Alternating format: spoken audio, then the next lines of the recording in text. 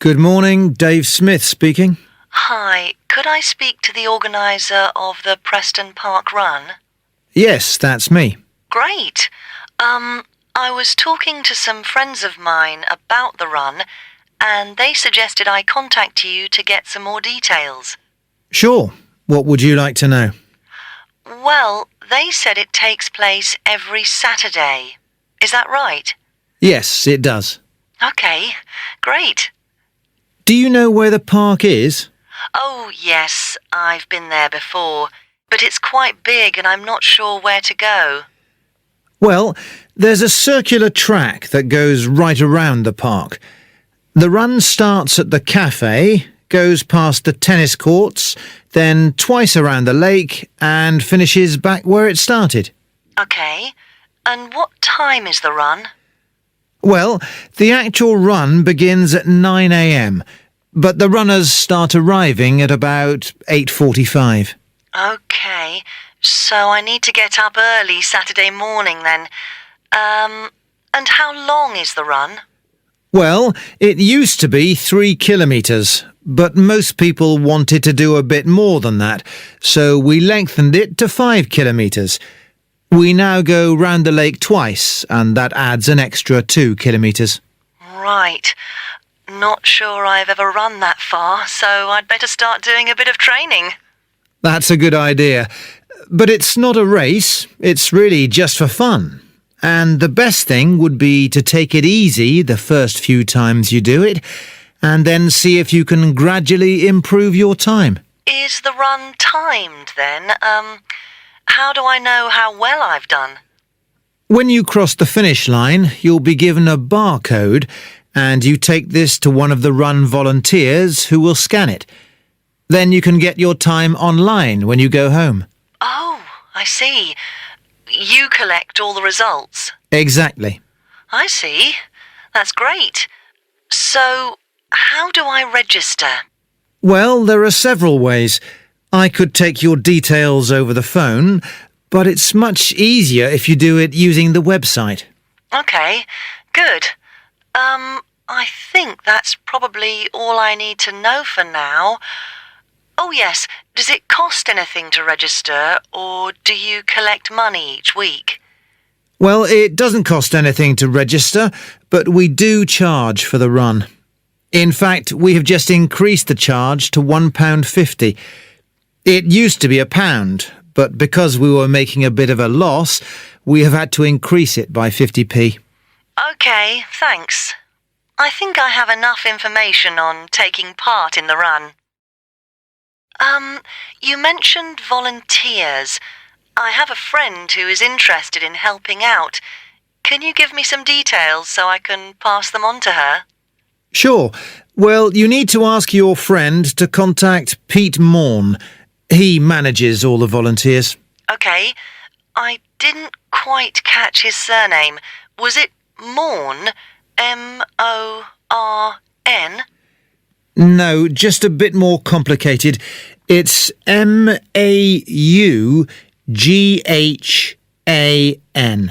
Right, thanks. And could you give me his phone number? Yes, just a moment. It's here somewhere. Let me just find it. I've 2 numbers for him. I think the one that begins 01273 is an old one. So use this one. It's 01444 73290.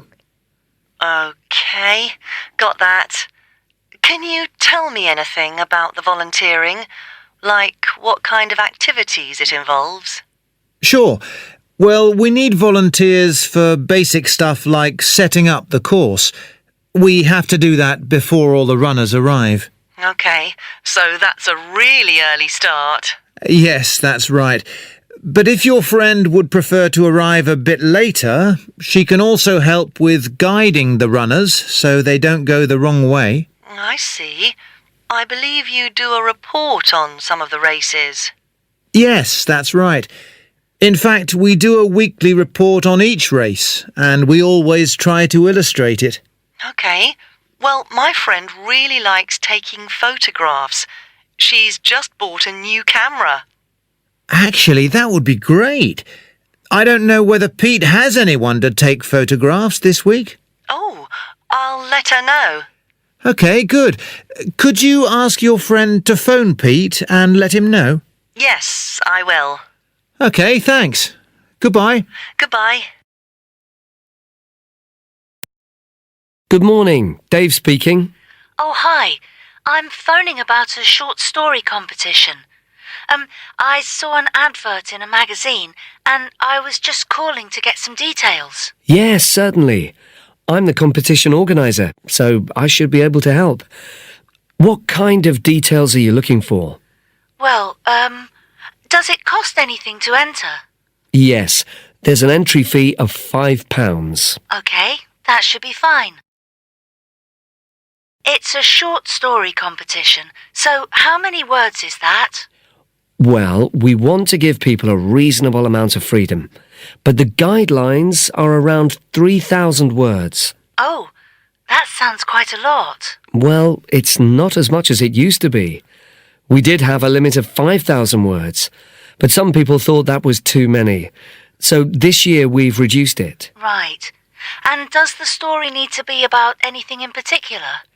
No, you can write about any topic you like. But the main point of the competition is that it has to have a surprise ending. Oh, I see.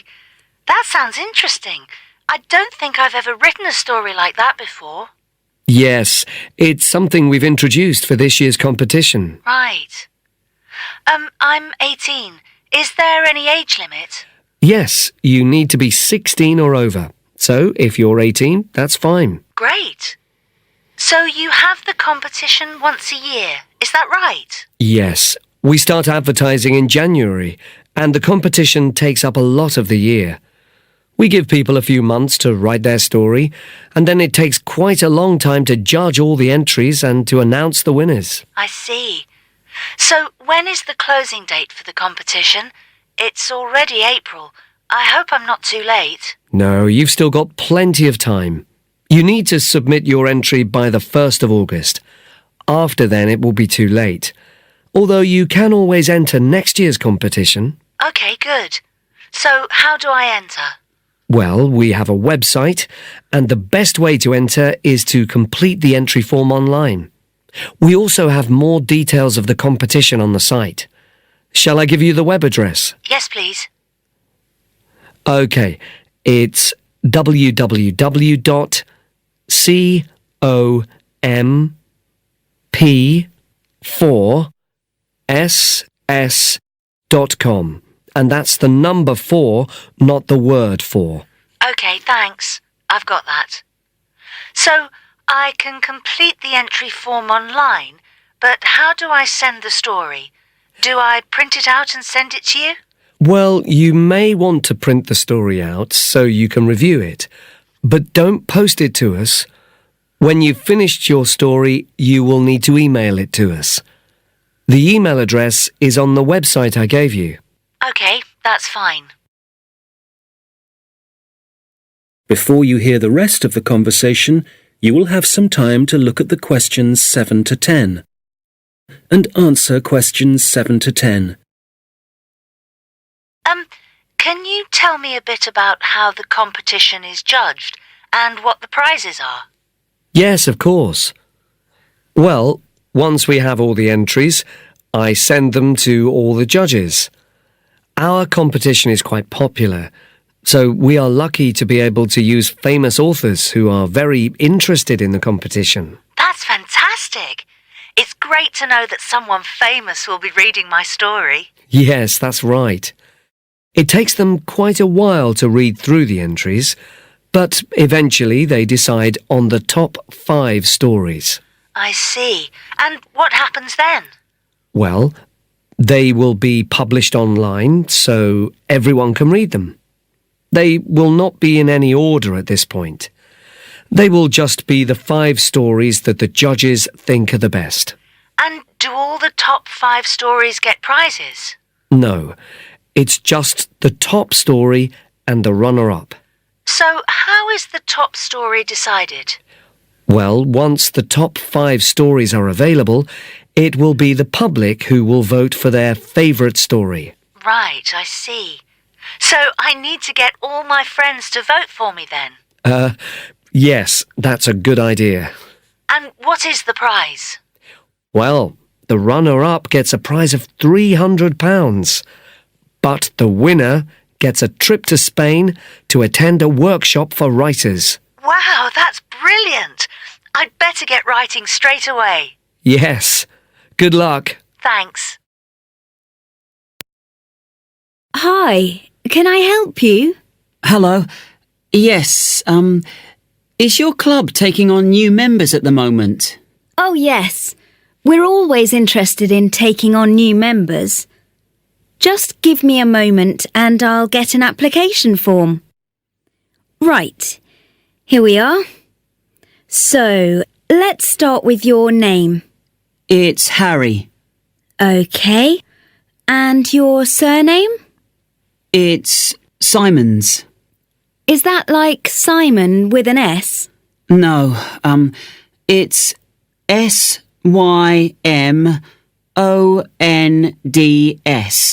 Most people find it rather difficult to spell. I see. It has a silent D. I guess a lot of people miss that. Now, let me see. Can you tell me when you were born? Yes, certainly. The 11th of December. Thanks. And the year? 1996. OK, good. Now, are you thinking of becoming a full-time member? Probably not. What kind of memberships do you have? Well, we also have off-peak membership, which is between 9 and 12 in the morning and 2 and 5 in the afternoon. And then we do have a weekend membership. So a weekend membership is just Saturday and Sunday? Yes, that's right. OK. Well, that's not going to work for me. It looks like I'll have to be full-time. I'm afraid off-peak membership won't do, as I'm not free at those times. And I don't just want to be restricted to weekends. OK, I'll make a note of that. Right, we have several facilities at the club, including a gym, a swimming pool, tennis and squash courts. What activities are you planning on doing? Well, do you have badminton? Yes, we do. And table tennis? I'm afraid not. Well, not at the moment anyway. Oh, OK. Well, I'm also very keen on swimming, so I'm glad you have a pool. I'll certainly be doing a lot of that. OK, I've got that. Will you be using the gym? No, I'm not interested in that. OK. So just let me work out what the cost will be. Yes, that comes to £450 for the year. You can choose to pay annually for the full year or monthly. It's up to you. Oh, I'd prefer to pay regularly in small amounts, rather than have a large amount to pay in one go, if that's OK. Sure, that's fine. Right, I've got the most important details for now. Before you hear the rest of the conversation, you will have some time to look at the questions 6 to 10. Listen and answer questions 6 to 10. So, I'd just like to ask you a few questions about your lifestyle, if that's OK with you. Yes, that's fine. Do you do any regular exercise at the moment? Yes, I do a bit. Good. And what do you do? Well, every few days I go jogging. Yes, that's good. How long do you go for? Well, it varies. I guess it depends on how energetic I'm feeling. Yes, of course. Every little bit helps. Do you have any injuries at the moment? Well, I did break a bone in my foot playing football a long time ago, but that's all healed up now. But in the last few days, I've realised I have a bad ankle. I think I must have injured it last week, and it's a bit sore now. But apart from that, I'm fine. Right. I guess you might need to rest it for a few days to let it recover. Yes, I will. So, let me just ask you what you want to achieve by joining the club. Do you have any targets or goals? Well, I suppose my main aim is to build up my fitness level. Is that the kind of thing you mean? Yes, that's fine. All the activities you're going to be doing should certainly help you with that. OK. And could you tell me what you do for a living? Well, I was a student up until recently. OK. So what are you doing at the moment? Well, I'm a charity worker. Oh, that's fine. I'll write that down. OK, nearly done. One last question. Can I ask how you heard about the club? Did you see it advertised or did you go to our website, for example?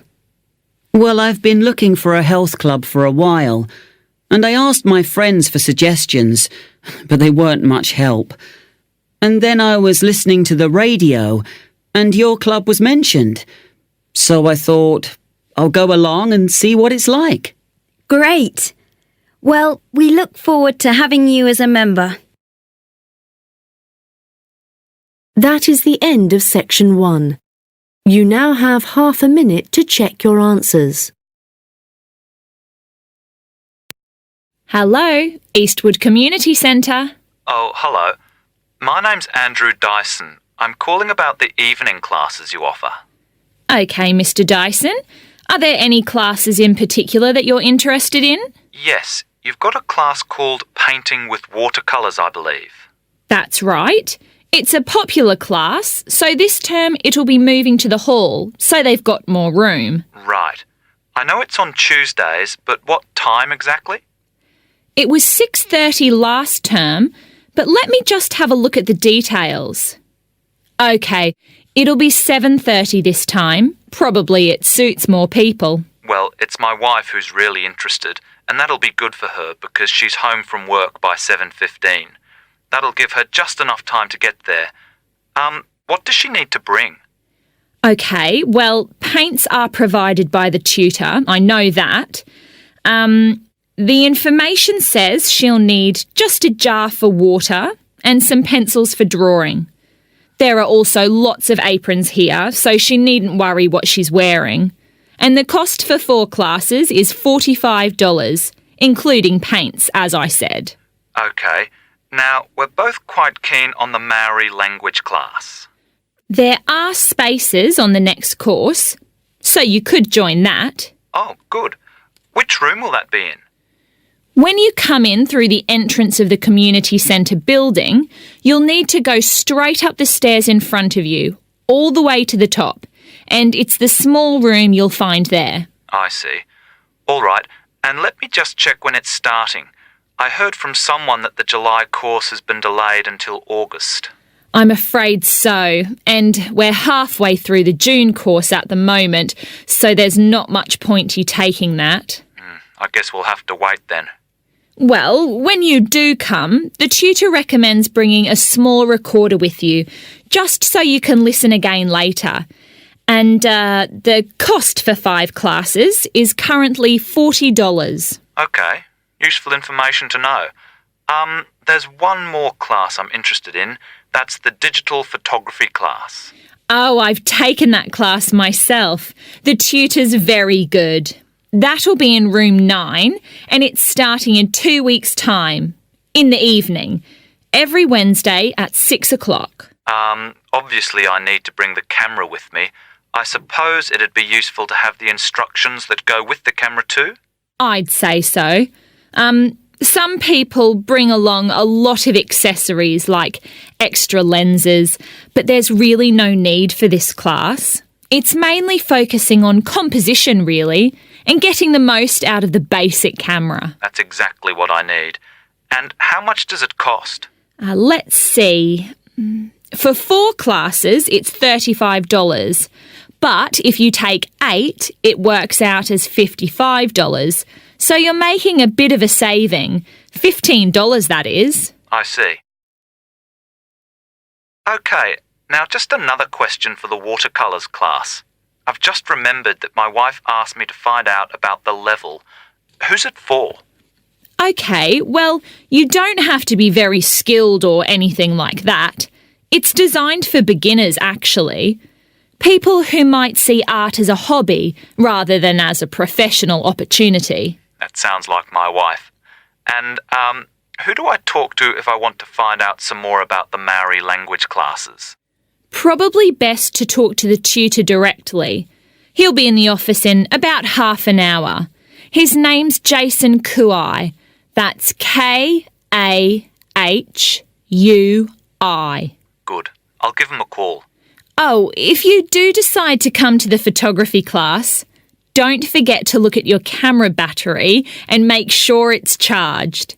I know it sounds obvious, but I've seen a few people suddenly find the cameras stopped working right in the middle of class. Yes, I can imagine it'd be easy to forget that. Oh, that reminds me.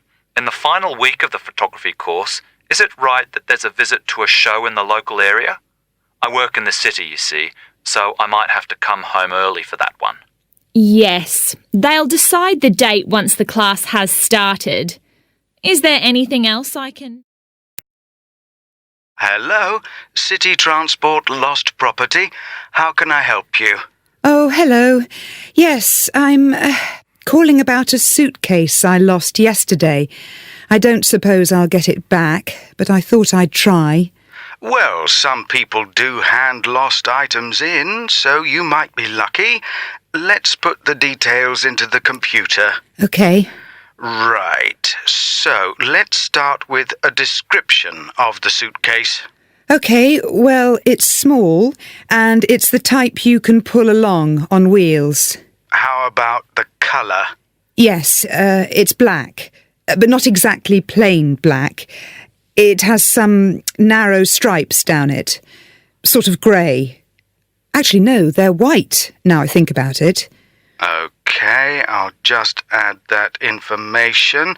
Now, were there any items inside it? Yes, I had a big bunch of keys in there. Luckily, my assistant manager has an identical set, so she's going out this morning to get some copies made. So, therefore, your office... That's right. My house keys were in my pocket, thank goodness. Anything else? There were a lot of documents, but they're saved on my laptop anyway, so they don't matter so much. But the thing I'm really worried about, I mean, I haven't even taken it out of the box yet, is a camera I just bought. That's really why I'm calling. I can't believe I've lost it already. I see. Well, let's hope we can find it for you. Was there anything else? I don't think so. Any credit cards? They were in my handbag, and I had my passport inside my jacket pocket. Money? Clothing? Any personal items? Let me think. I had an umbrella. It was black. No, blue. But obviously that isn't as important as the other things. No, but it all helps us identify your property and get it back to you. Anyway, I just need to ask you for some basic details about your journey. So it was yesterday, was it? That's right. In the afternoon. Around 2 p.m, maybe 2:30. OK, so that'd be May the 13th. Yes. I was heading to Highbury. That's where I live. All right. And you mentioned a passport, I think. So you were coming from the airport, I presume? Yes. And I was looking forward to getting home so much, and what with being tired and everything, I think that's why I just forgot about the case. And how were you travelling when you lost your property? I mean, what kind of transport were you using? I thought about getting the train, but that would have meant a bus journey as well, and I couldn't be bothered. So I decided to take a taxi eventually. That's where I must have left it. Well, that's good news in a way. It's more likely that a driver would have found it and handed it in. I hope so. Well, I need your personal details now. Can I have your full name, please? Yes, it's Lisa Docherty. I'll spell that for you. It's Docherty. Thank you. And next, if I could have your address, the best address to send you the property if we manage to locate it. Sure, it's number 15A, River Road. And that's Highbury, as I said. Thank you. Just a moment. There's just one final thing. That's your phone number. I guess my mobile would be best. Hang on. I can never remember my own number. OK, I've got it. It's 07979 605 437. Very well. I think that's everything we need at this end. I'll have a look at the data on it. Fairfield Rentals, Andrew Williams. How can I help you? Oh, hello. I'm calling from the UK. My family are moving to Canada early next year, and we're hoping to find somewhere to rent in Fairfield for the first 6 months while we settle in. Right, I see. Well, let's get your details.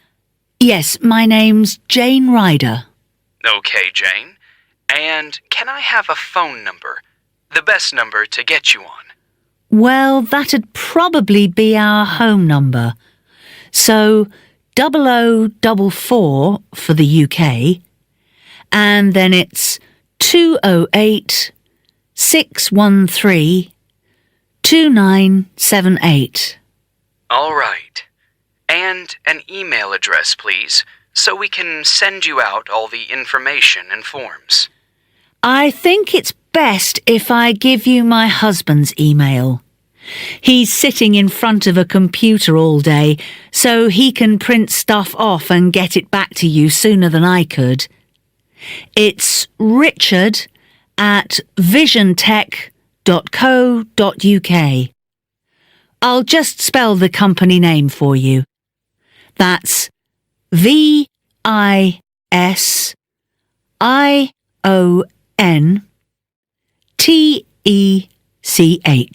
Great. And we have a question here about occupation. Richard's an IT specialist for an advertising company. They're transferring him to their Fairfield branch. Actually, just your job for now, thanks. Me? I'm a doctor at the hospital in our town. Okay, I'll put that down. Now, what kind of accommodation are you looking for? House? Apartment? An apartment, probably, as long as it has 2 bedrooms. There'll be me, my husband, and our 10-year-old son. And so with an apartment, you're less likely to get a garden. That's okay. But what about a garage? Is that something you'll want the apartment to have? Yes, that's definitely important. Okay, just a moment. I'll just make a note of that. But, before we go on, I should probably say now that what we don't need is any furniture, because we'll be shipping all that over, and I don't really want to pay for storage while we're waiting to buy a house. Not a problem. I'll make a note of that. Actually, though, just thinking about the kitchen, what can I expect from a rental property? I mean, what kind of equipment is provided? Well, the normal thing is that you get a stove. I think that's a cooker in British English. OK, good to know. But how about a fridge? We'll be selling ours before we come, so if possible, we'd like the apartment to have one for when we arrive. I can certainly add that to the form.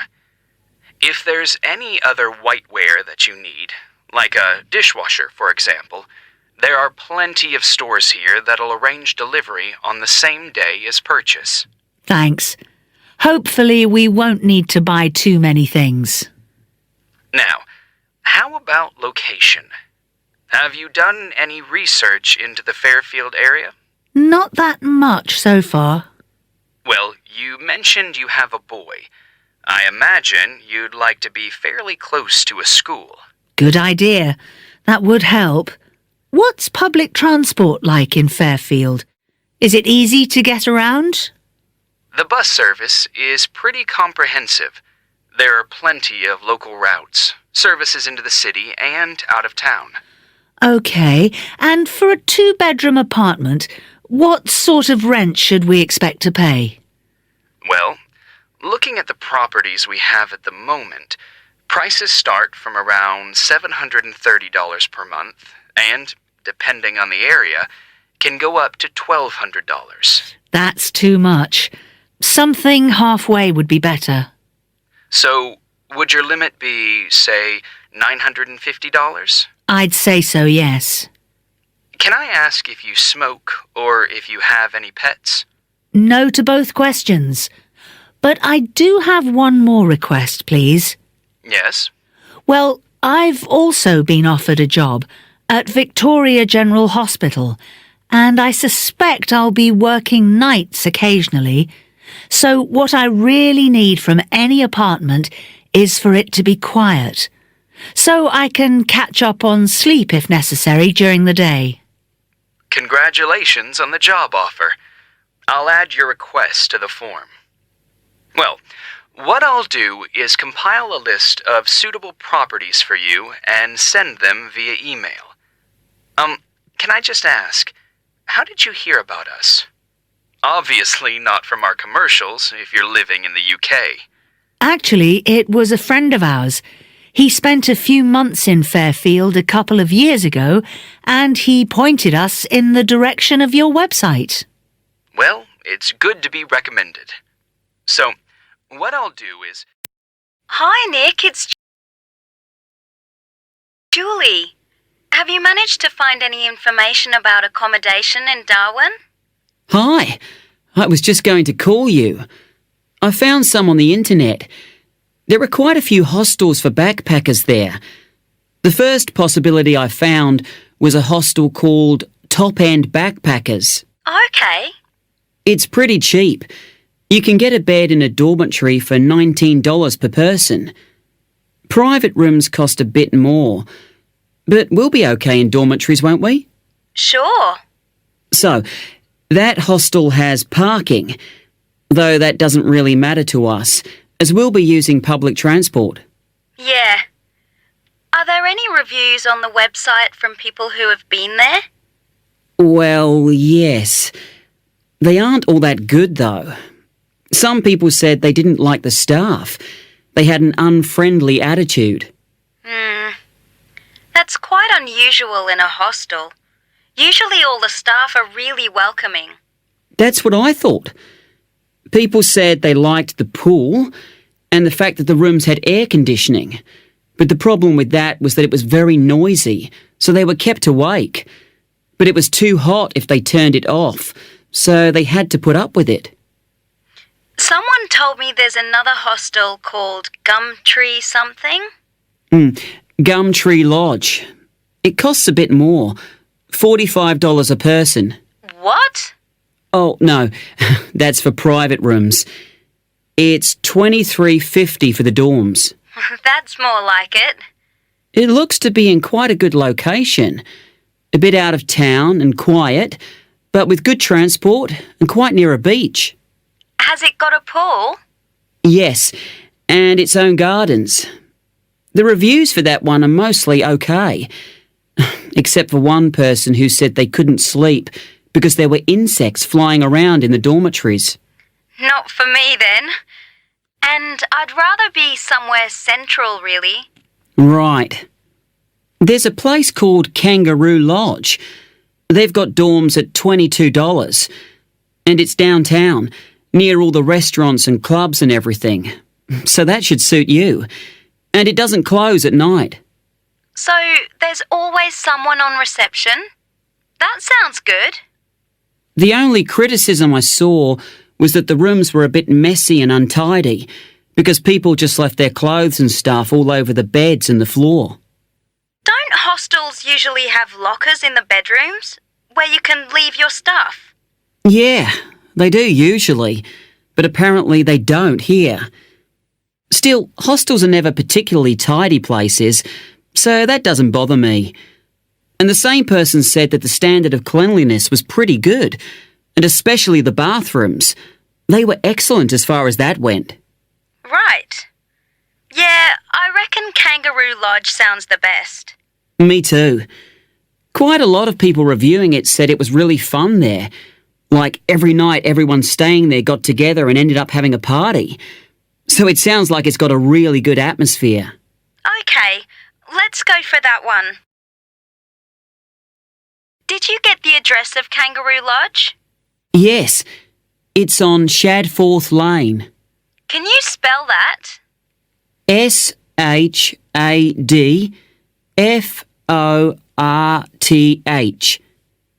It's near the transit centre, where the intercity buses and the airport buses drop you off. Cool. I'm really looking forward to this. I've never stayed in a hostel before. Do they provide bed linen, sheets and things? Yeah. And you can usually either bring your own towel or hire one there. But they don't usually provide those for free. Okay. And what happens about meals? Well, you don't have to pay extra for breakfast. It varies a lot in different places, but generally it's okay. And there's usually a cafe where you can buy a snack or a hot meal for lunch. But actually, if you're really travelling on the cheap, usually for every 5 or 6 rooms, there's a kitchen where you can knock up a snack. And that saves a lot of money. Great. Right, well, shall I go ahead and book that?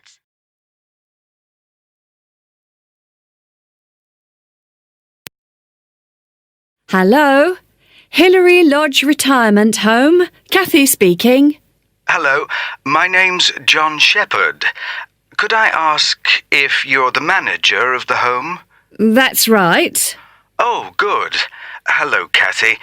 A friend of mine is a volunteer at Hillary Lodge, and I'd like to help out too, if you need more people.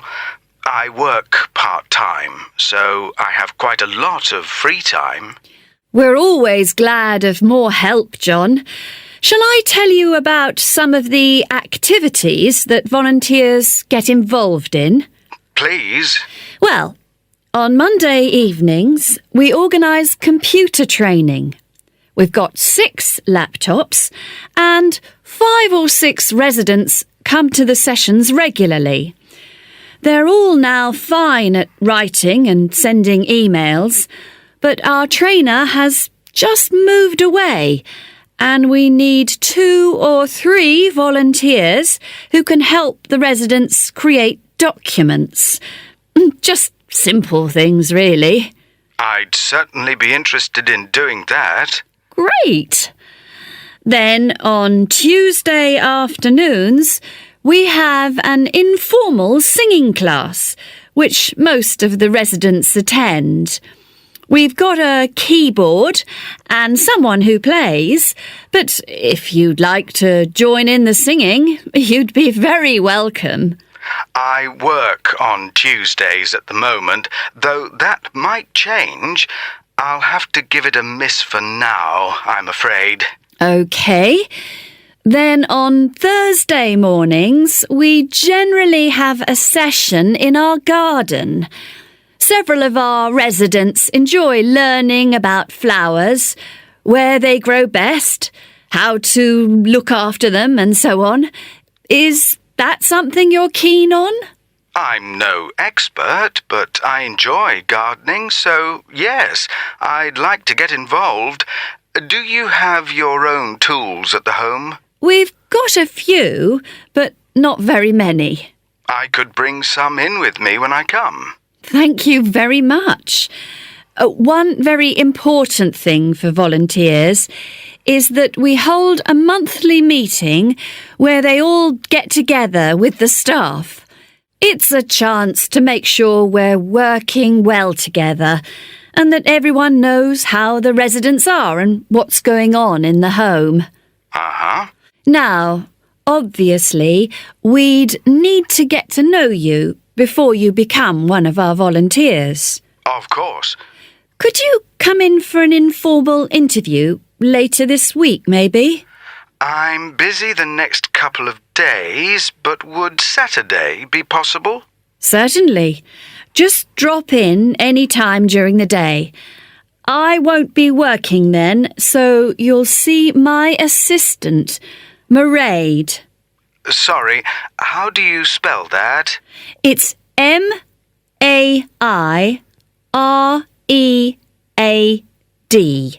Mairead. Okay, got that.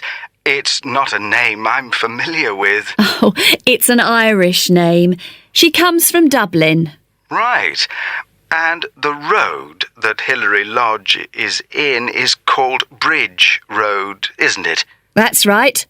Number 73. Fine. Oh, one other thing you might be interested in. We're holding a couple of open house days and still need a few volunteers if you're available. What are the dates? There's one on April the 9th and another on the 14th of May.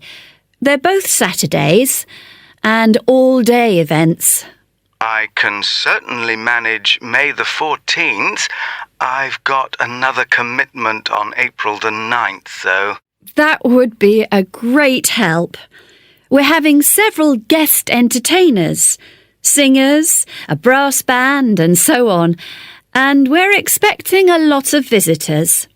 So one possibility is to help look after the entertainers. Or you could spend an hour or so organising people as they arrive, and then just be part of the team, making sure everything's going smoothly. Well, shall I show people where they can park? Lovely. Thank you. One reason for holding the open house days is to get publicity for Hilary Lodge locally. So you may find you have someone from a newspaper wanting to interview you. They'll want to find out from 2 or 3 people why they volunteer to help at the home. We're trying to get a TV station to come too, but they don't seem very interested. I don't mind being interviewed. Good. Well, if you come in for a chat, as we arranged, we'll take it from there. Thank you very much for calling. Goodbye. Bye. Hi, welcome to Freshers Week. I'm Rachel. Can I help you? Oh, hi. Yes, I was hoping to find out about some clubs I could join. Well, all the club stands are here in this hall. What were you interested in? Not sure. I wanted to do something where I could meet people. Well, take this leaflet with details of all the clubs and see what you think. Oh. It'll probably depend on what day you're free. Like on Mondays, there's the film club. Then on Tuesdays, you've got the climbing club. That's really good. I'm in that. Then on Wednesdays, you've got chess, if you want something a bit more intellectual.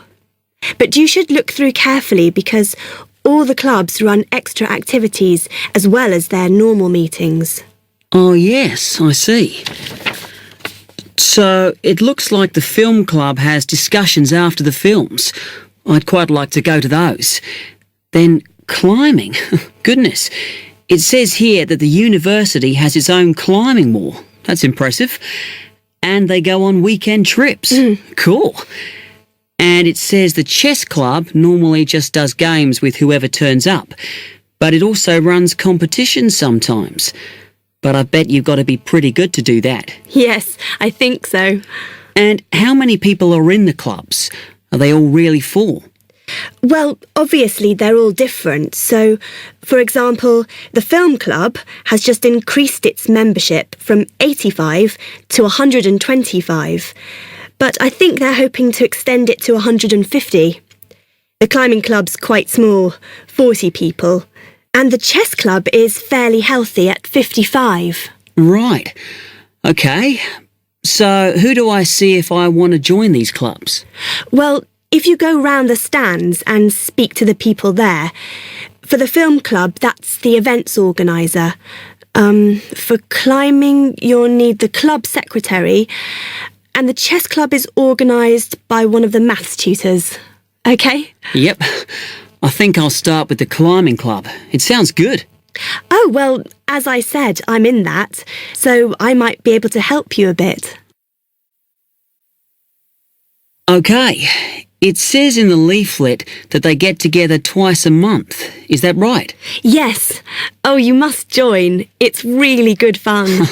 We go away quite a bit to North Wales, and every year we have a special excursion, usually to France, which is where we're going this year in the spring. The weather's too unpredictable in the autumn. Wow, that sounds good. But it must cost a lot. Yeah, but we try and save up for it through subscriptions. So rather than having a huge sum to pay in the month we go, we collect those weekly, so it spreads it out. Good idea. I think I'll definitely join. There are quite good benefits you get from joining. I mean, you need that, don't you? And the university clubs normally try and do deals with local businesses, so it's really worth joining. Like in the climbing club, they've got a special arrangement with one of the shops in town. So if you show your card, you can get money off equipment. Don't think the discount extends to clothes, though. That's really worth it then. I'll go over and talk to them now. OK. Hope you do join. Oh, and another thing I meant to say. If you do become a member, you automatically receive a magazine once a year. It's quite useful and interesting because it goes out to all the national climbing clubs. And the other thing is, if you come to every session, then you can get a complimentary ticket to the big exhibition that's held in Cardiff every year. So, hope to see you. Yeah, well, thanks a lot for your help.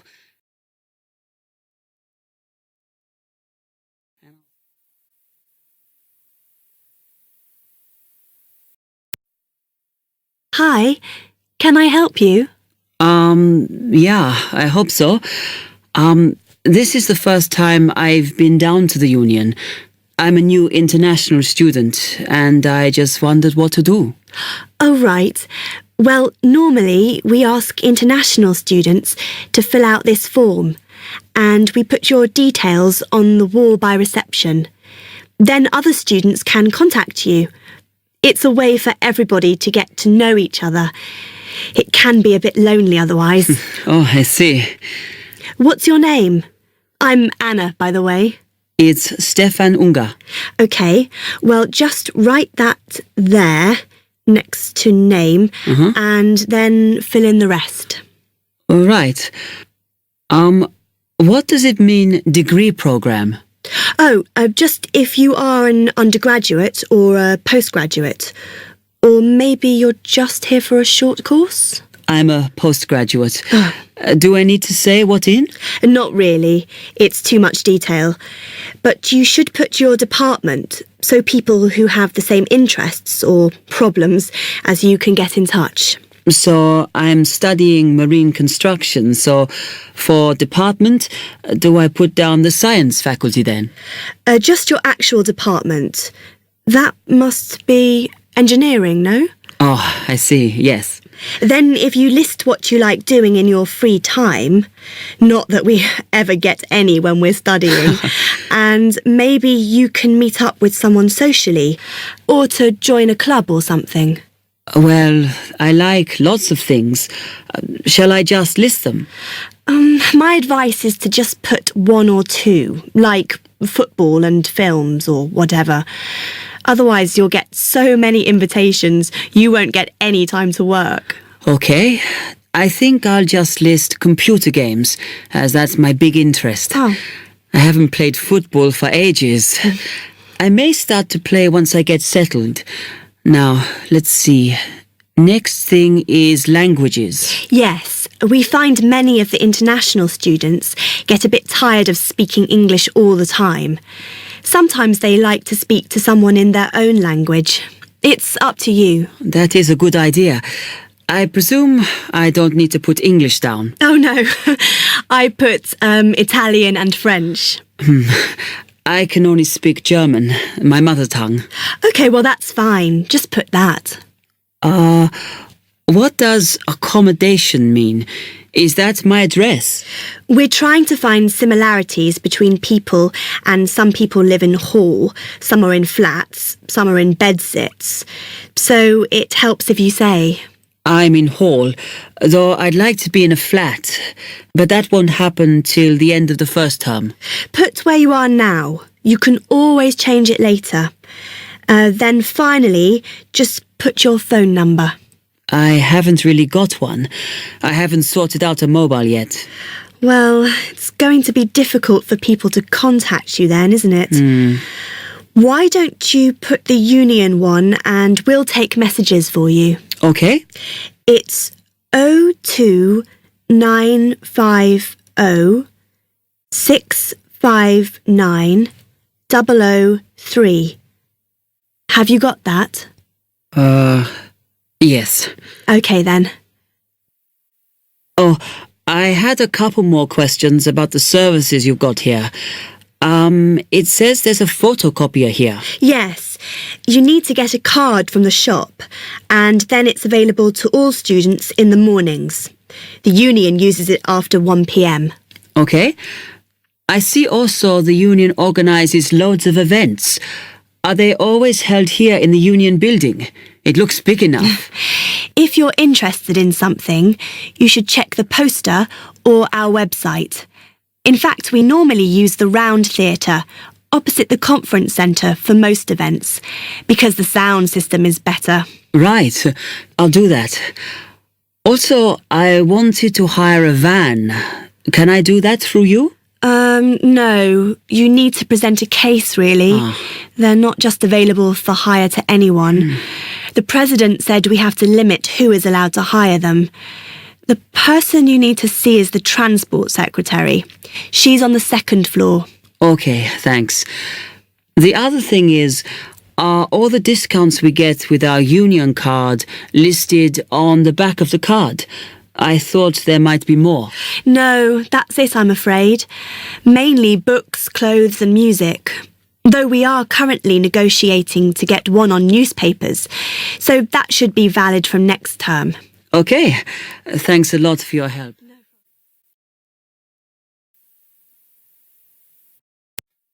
Hi, I've come to ask about the English courses you run for international students. Oh, right. I assume you're a student at the university. Yes, I've just started. Okay, well, we've got a range of courses. It depends what you think you need and how much. We can't run everything at the same time, though. So, for example, in this first term, we are just doing a writing course. I see. That sounds quite useful. What else is there? Some of the courses only run for single terms, and we tend to focus on what students have difficulty with. That means we don't usually do speaking courses, but next term you can do listening. That'll help you with lectures and things. Our provision is all based on what the majority of our international students need. So, is everything term-based? There's nothing that you run all year? Well, let's have a look. Yes, there is a class for vocabulary and grammar every term. That's for everybody, but it's split into 3 or 4 levels. And what about in the holidays? We don't do anything during the winter or spring break. But over the summer, there's just general classes because that's what most students want. A bit of everything. Okay, quite a variety then. I'll have a think about what I really need because I haven't got much time. Do you have about 20 students in each class, the same as our science seminars? We try to keep it at about 12 and certainly not more than 15. It's important for language classes. They're very different from your normal courses. Right. And how much are the classes? The rate varies depending on how many hours you attend, but you shouldn't have to pay.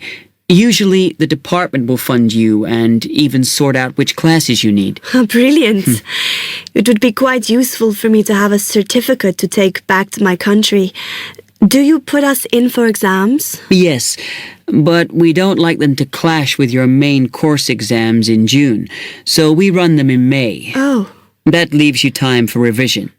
Do I have to sign up for something now? I'm not quite sure what I want. Classes haven't quite started yet, so you've got time to decide what you do.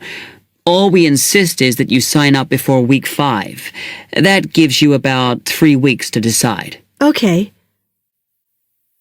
Then, when you've made up your mind, you need to come back here to the administration office to enroll.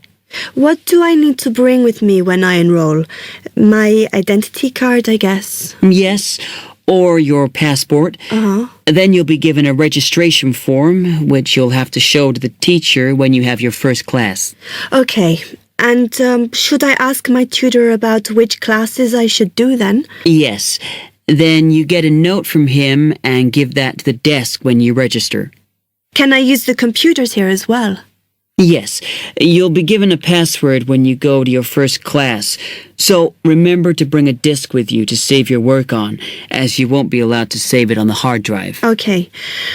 Will I need anything else? Dictionary? We've got loads of those here that you can borrow, but you'll need a notebook as we don't provide paper or files. Okay, thanks.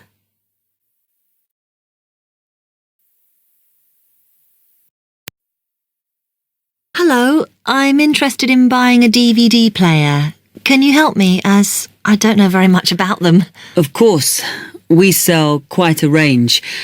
Actually, we're doing a customer survey at the moment, so I wonder if I could fill in this form about you, and that will actually help me to advise you on the best DVD player for you. Oh, okay. First of all, your occupation. Student. Okay. Then, have you already got a DVD player?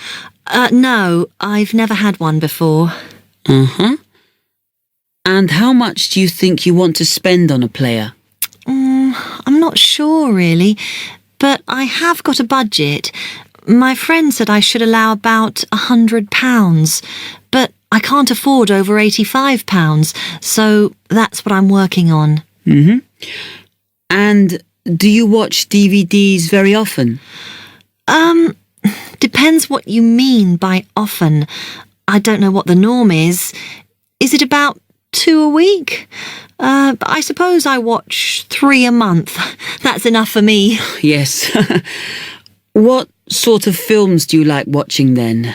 Action movies? Not really. My boyfriend always insists we watch science fiction movies, but I prefer thrillers. Something to get your teeth into. Okay, just one more. Do you watch other DVDs? Ones that are not films, like music or something?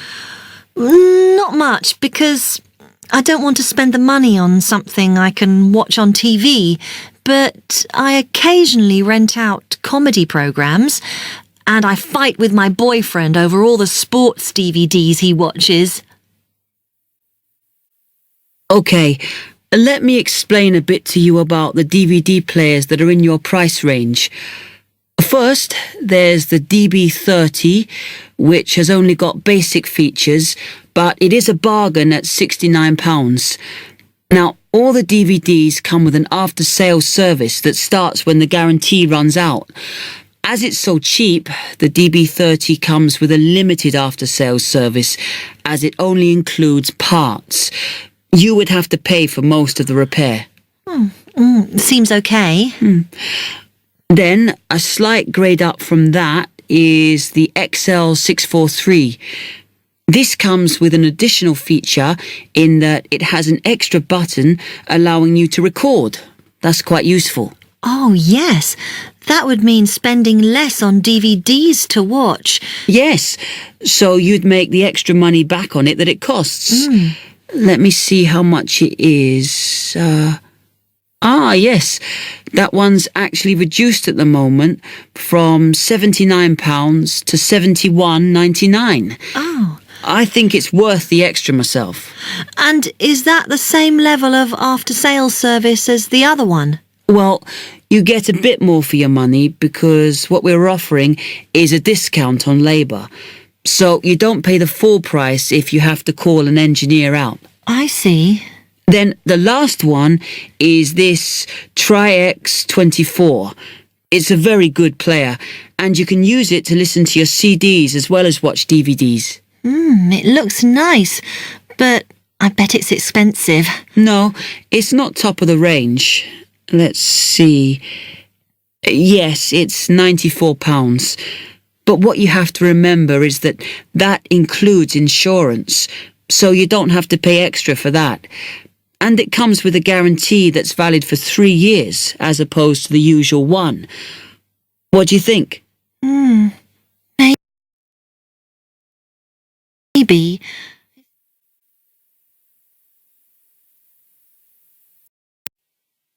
Hello, this is land transport information at Toronto Airport. How may I help you? Oh, good morning. I'm flying to Toronto Airport next week and I need to get to a town called, Milton. Could you tell me how I can get there? Milton, did you say? Let me see. I think that's about 150 miles southwest of here. In fact, it's 147 miles to be exact. So it'll take you at least, say, 3 to 4 hours by road. Wow, is it as far as that? Yes, I'm afraid so. But you have a number of options to get you there, and you can always rent a car right here at the airport, of course. Right. Well, I don't really want to drive myself, so I'd like more information about public transport. Okay. In that case, the quickest and most comfortable is a cab, and of course there are always plenty available, but it'll cost you. You can also take a Greyhound bus, or there's an airport shuttle service to Milton. I think for that kind of distance a cab would be way beyond my budget. But the bus sounds okay. Can you tell me how much that would cost? Sure. Let's see, that would be $15 one way, or $27.50 return. That's on the Greyhound. Ah, that's quite cheap. Great. Whereabouts does it stop in Milton? It goes directly from the airport here to the city center, and it's pretty fast. But you have to bear in mind that there is only one departure a day, so it depends what time your flight gets in. Ah, of course. Hang on. Oh, we're due to get there at 11:30 a.m. Too bad. The bus leaves at 3:45, so you would have quite a wait, more than 4 hours. Oh, I see. Well, what about the shuttle you mentioned? Okay, that's the airport shuttle that will take you from the airport right to your hotel or private address. It's a door-to-door service, and it would suit you much better because there's one every 2 hours. So how much does that cost? Let's see. That's $35 one way, $65 return. So I guess it's a bit more expensive than the Greyhound. Oh, that doesn't sound too bad, especially if it'll take me straight to the hotel. But you do need to reserve a seat. Okay. Is it possible to make a booking right now, through you? Sure. Okay, I just have to fill this form out for you. So, what date do you want to book this for? The 16th of October. Oh, no. Sorry, that's my departure date. I arrive on the 17th, so book it for them, please. So that's the Toronto Airport shuttle to Milton. And this is for just one person, or...? Yeah, just me, please. Right. And you said your expected time of arrival was 11:30? So if I book your shuttle for after 12, let's say 12:30, that should give you plenty of time to, collect your baggage, maybe grab a coffee. Yeah, that sounds fine. As long as we land on time. Well, we'll take your flight details, so you don't need to worry too much about that.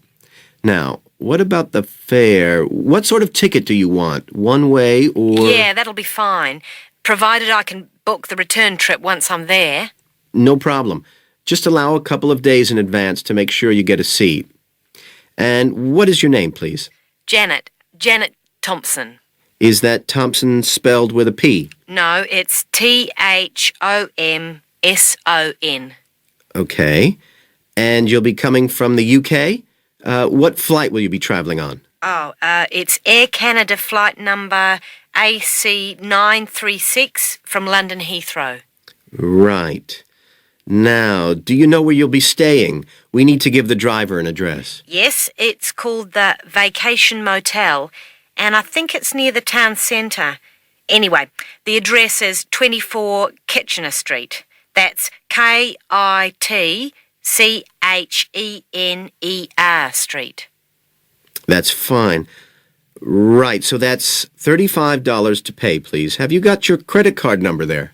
Yes, it's a Visa card, and the number is 3303 8450 2045 6837. Okay. Well, that seems to be everything. Have a good trip, and we'll see you in Toronto next week. Yes, bye. Oh, thanks for your help.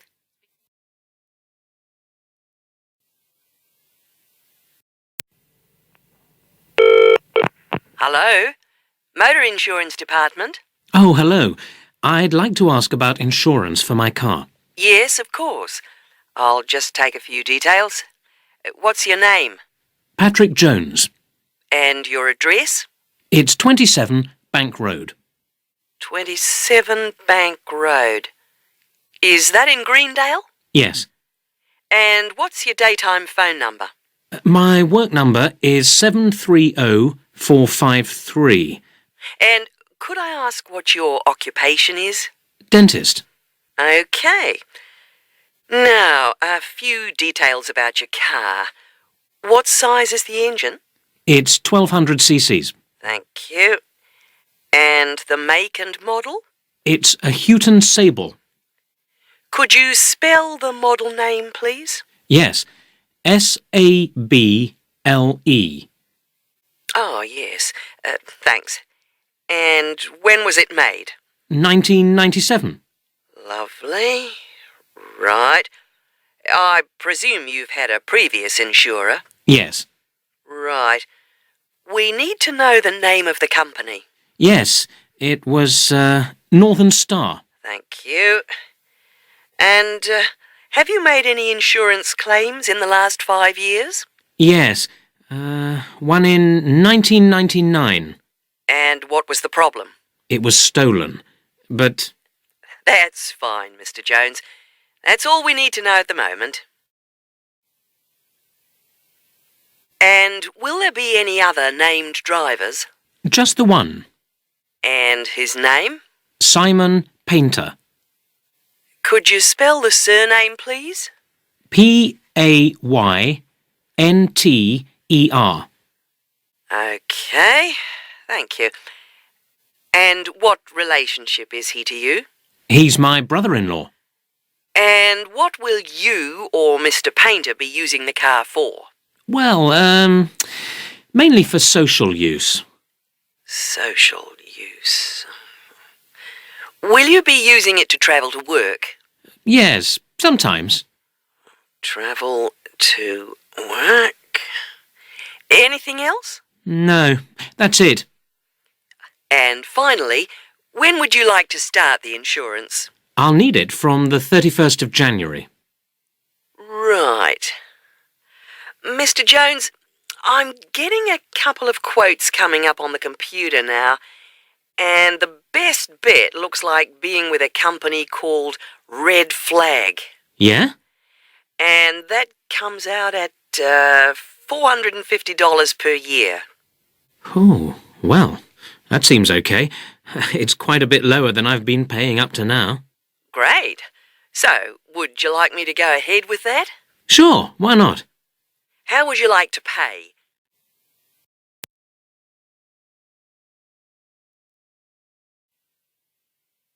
Good morning. Oh, good morning. Is this, room number 26? Yes, that's right. So, is this the Student Job Centre? It certainly is. How can I help you? Well, actually, I'm looking for a job, a part-time job. Do you have anything available at the moment? Yes. Are you a registered student? I'm afraid this service is only available to full-time students. Yes, I am. I'm doing a degree in business studies. Here's my student card. Which year are you in?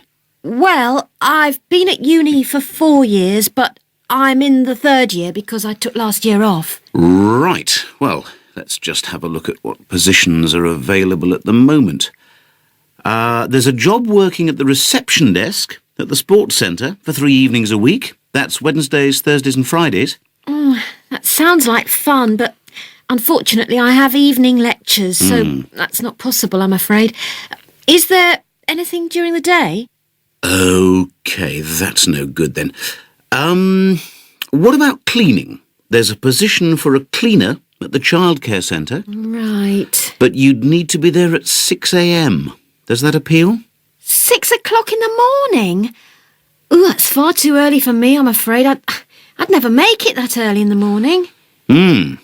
Well, there was a position going in the computer lab for 3 days a week that might be OK.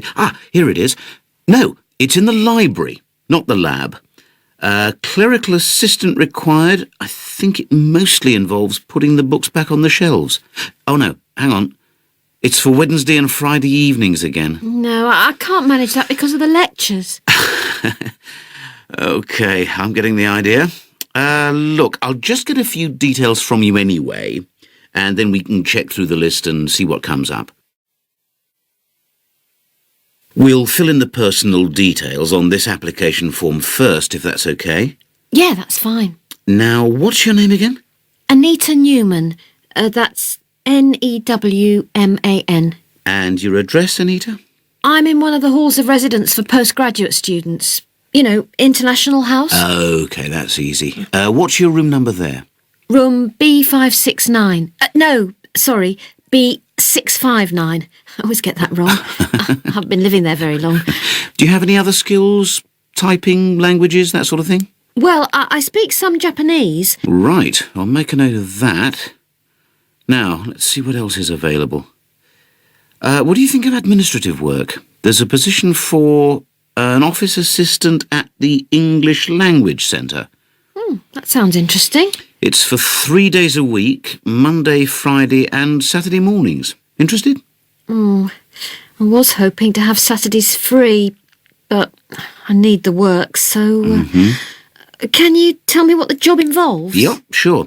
It says here that you'll be required to deal with student inquiries and answer the phone. I'm sure I can handle all that without a problem. Great.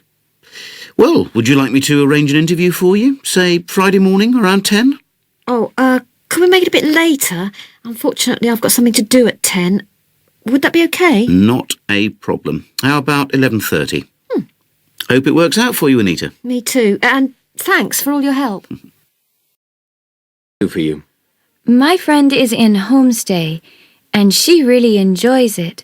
So I'd like to join a family as well.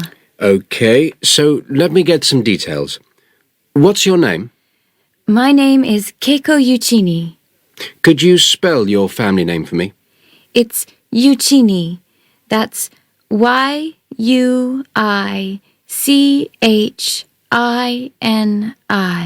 And your first name? It's Keiko. Keiko. That's Keiko Yuchini. OK. And you're female. And your nationality? I'm Japanese. Right. And could I see your passport, please? Here it is. OK. Your passport number is JO6337. And you're how old? I'm 28 years old.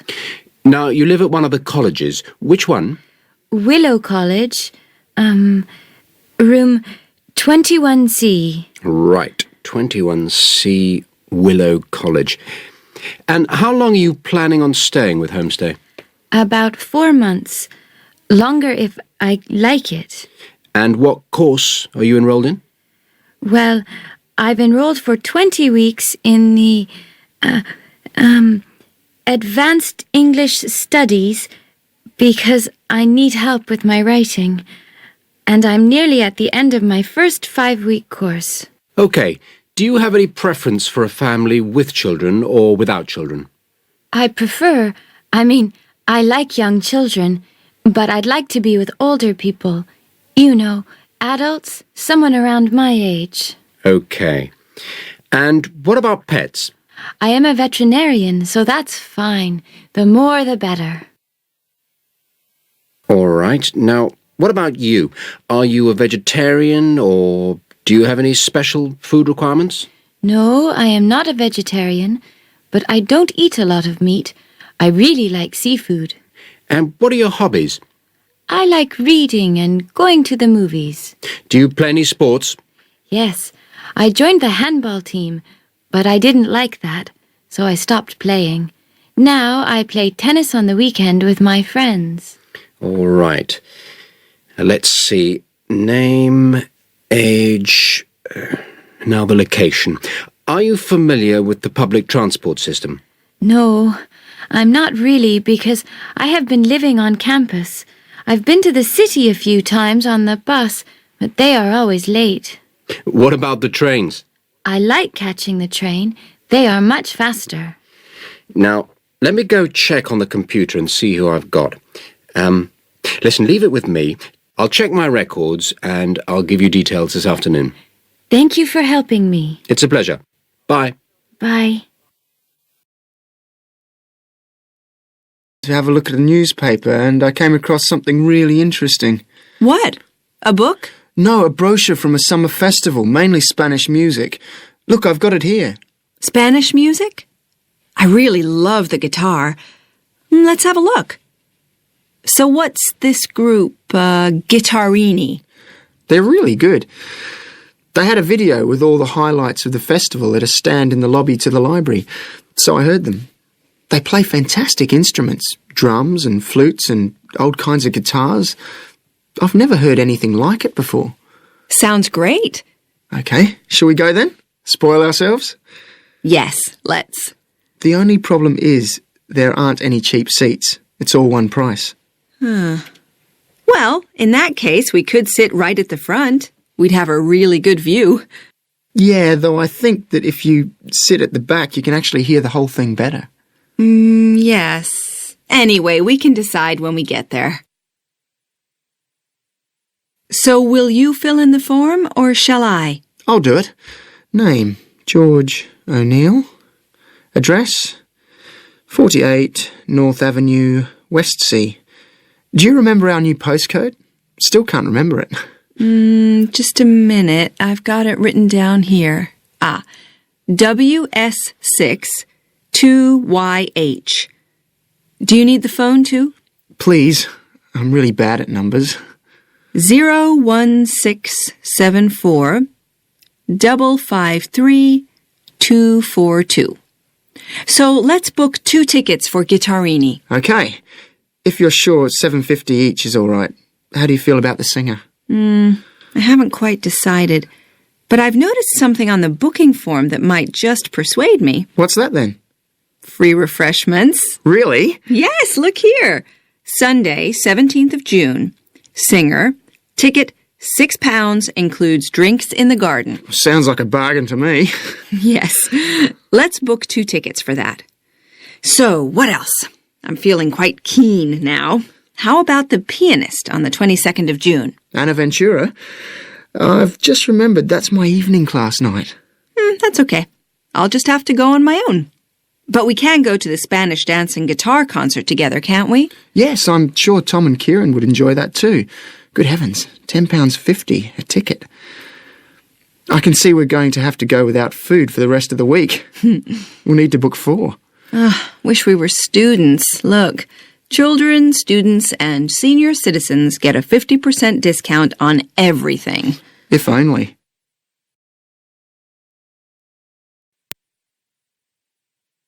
Good morning, Total Insurance. Judy speaking. How may I help you? I recently shipped my belongings from overseas back here to Australia, and I took out insurance with your company. Some items were damaged during the move, so I need to make a claim. What do I have to do? Okay, well, first I need to get a few details about this. Can you give me your name, please? Yes, it's Michael Alexander. Okay, and your address, please? My old address or my current one? Your current one. It's 24 Manly Street, Milperra, near Sydney. What was the suburb, sorry? Milperra. Milperra. Right. Now, who was the shipping agent, Mr. Alexander? You mean the company we used?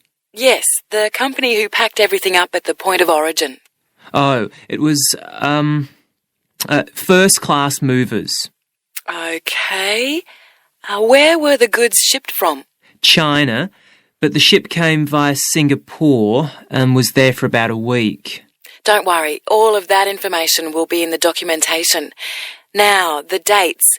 Do you know when the ship arrived? It left on the 11th of October and got to Sydney on the 28th of November. Okay. I need one more thing. There's a reference number. It should be in the top right-hand corner of the pink form they gave you. Let me have a look. I have so many papers. Yes, here it is. It's 601ACK. Thanks. I need to take down a few details of the actual damage over the phone before you put in a full report. Can you tell me how many items were damaged and what the damage was? Yes, well, 4 things actually. I'll start with the big things. My TV, first of all. It's a large one, very expensive. Insurance doesn't cover electrical problems. It isn't an electrical problem. The screen has a huge crack in it, so it's unusable. I see. Any idea of the price to repair it? No. Well, I don't think it can be repaired. It will need a new one. Okay, I'll make a note of that and we'll see what we can do. Now, what was the second item?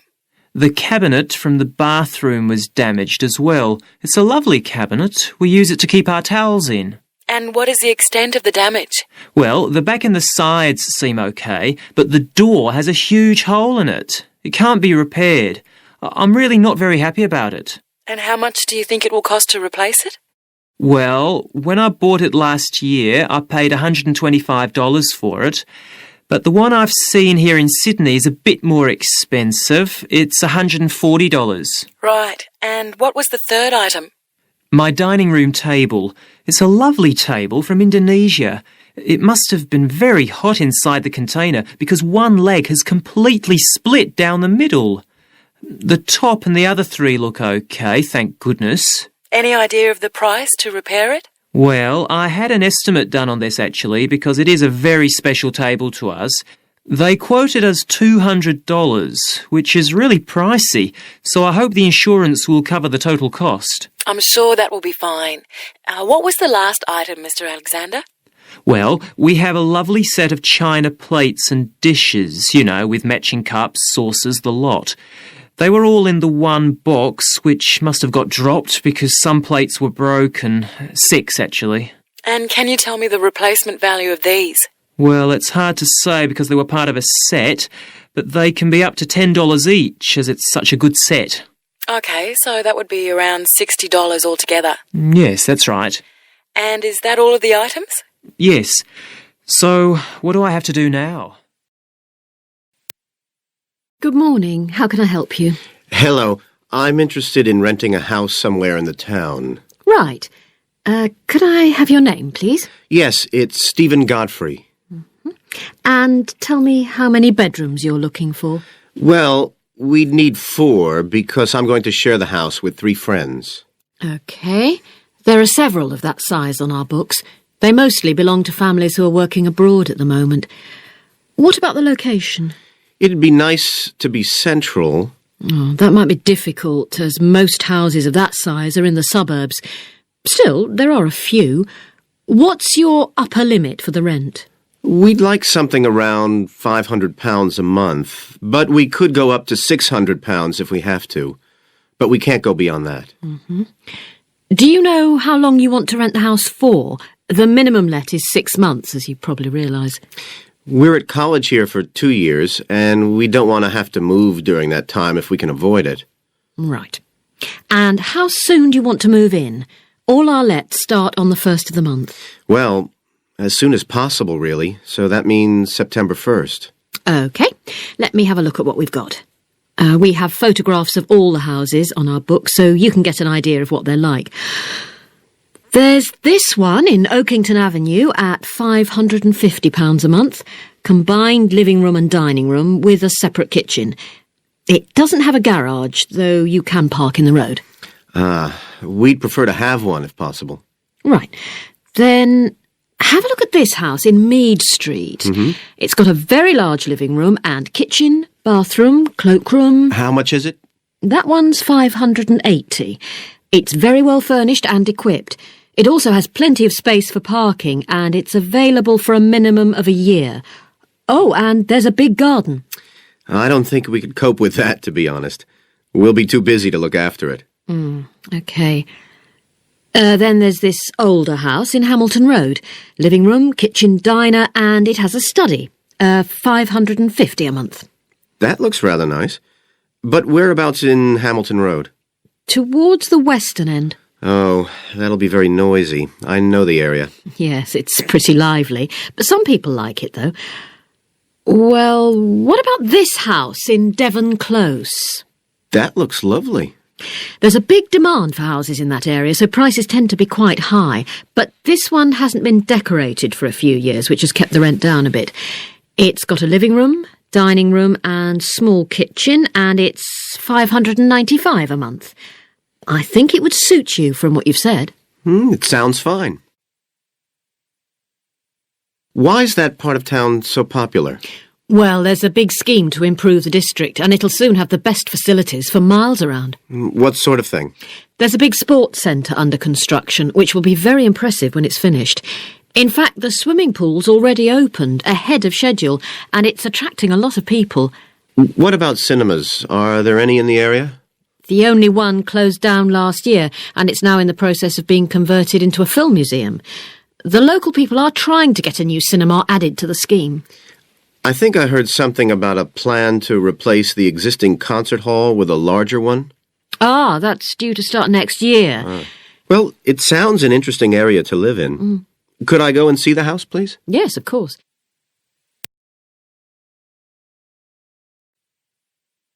Hello, West Bay Hotel. Can I help you? Oh, good morning. I'm ringing about your advertisement in the Evening Gazette. Is that the one for temporary staff? That's right.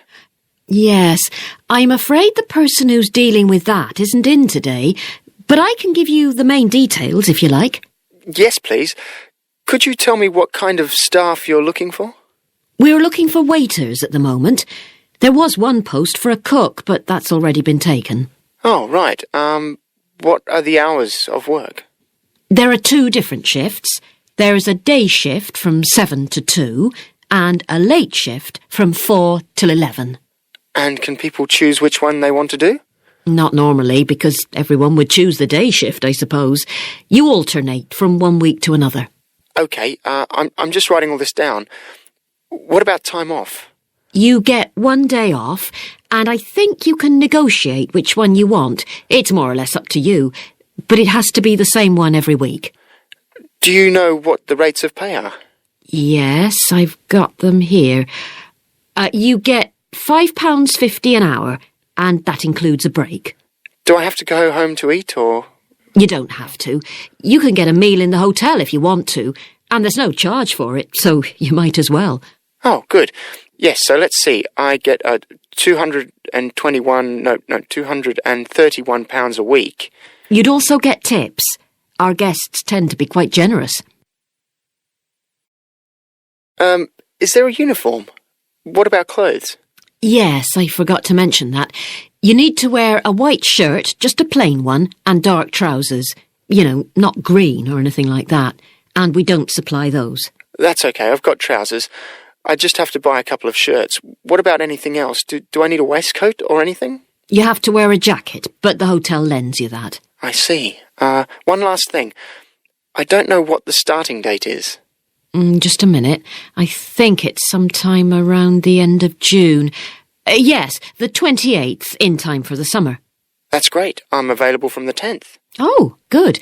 Well, if you can call again, you need to speak to the service manager. Her name's Jane Irwin. That's Urwin. And she'll probably arrange to meet you. OK. And when's the best time to ring? Could you call tomorrow? She usually starts checking the rooms at midday, so before then if you can, so she'll have more time to chat. I'll just give you her number because she's got a direct line. Thanks. It's 832-009. 823-009. No, 832. Oh, OK. Yes, I'll do that. And by the way, she will ask you for a reference, so you might like to be thinking about that. You know, just someone who knows you and can vouch for you. Yes, no problem. Well, thanks very much for your help. You're welcome. Bye. Bye.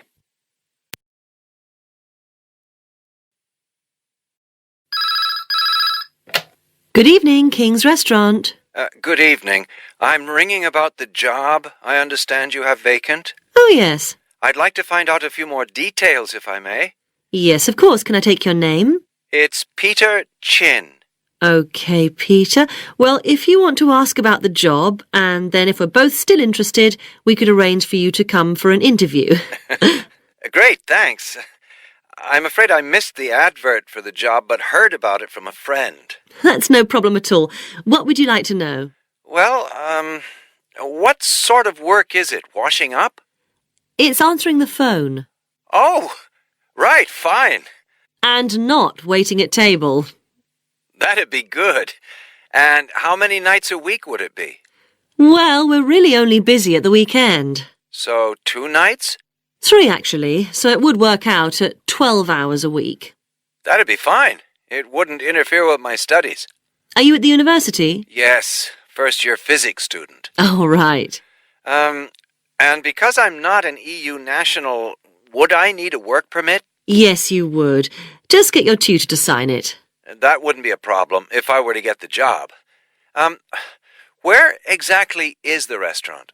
Well, we have 2 branches. The one we're recruiting for is in Hillsdon Road. I don't know that. How do you spell it, please? It's HILLSDUNNE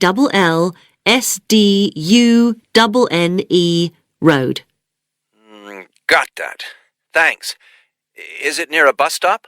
Yes, the nearest one would probably be just beside the library. Oh, yes, I know it. That'd be fine for me. And could I ask about the pay? We're offering £4.45 an hour. That's very good. My last job was £3.95 an hour. We feel it's pretty good, and we also offer some good fringe benefits. Really? Well, we give you a free dinner, so you eat well. Right. Better than hostel food. We certainly hope so. And we also offer extra pay for working on national holidays. Oh, that's a really good perk, isn't it? Yes, we think so. And then because of the difficulties of getting public transport, if you're working after 11 o'clock, we drive you home. Oh, that's good to know. Well, we'd certainly be interested in inviting you for an interview, if you're still interested. Oh, yes, certainly. Could I just also ask what qualities you're looking for? Well, for this particular job, we want a clear voice, which you obviously do have. Thanks. And you must be able to think quickly, you know. Well, I hope I... So, when could you come in for an interview? We're actually quite quiet tonight. Sorry, I couldn't come tonight. Or tomorrow, I'm afraid. Thursday's okay. That'd be 22nd of October? Fine. After 5 p.m? Yes, fine. Would 6 o'clock be okay? Perfect. And could you bring along the names of 2 referees? Yes, that's fine. No problem. Good. I look forward to seeing you. Oh, by the way, who should I ask for? Oh, yes, of course. Sorry. My name is Samira Manuja. Can you spell that, please? Manuja. Okay. I've got that. Thanks very much. Look forward to seeing you later on, then.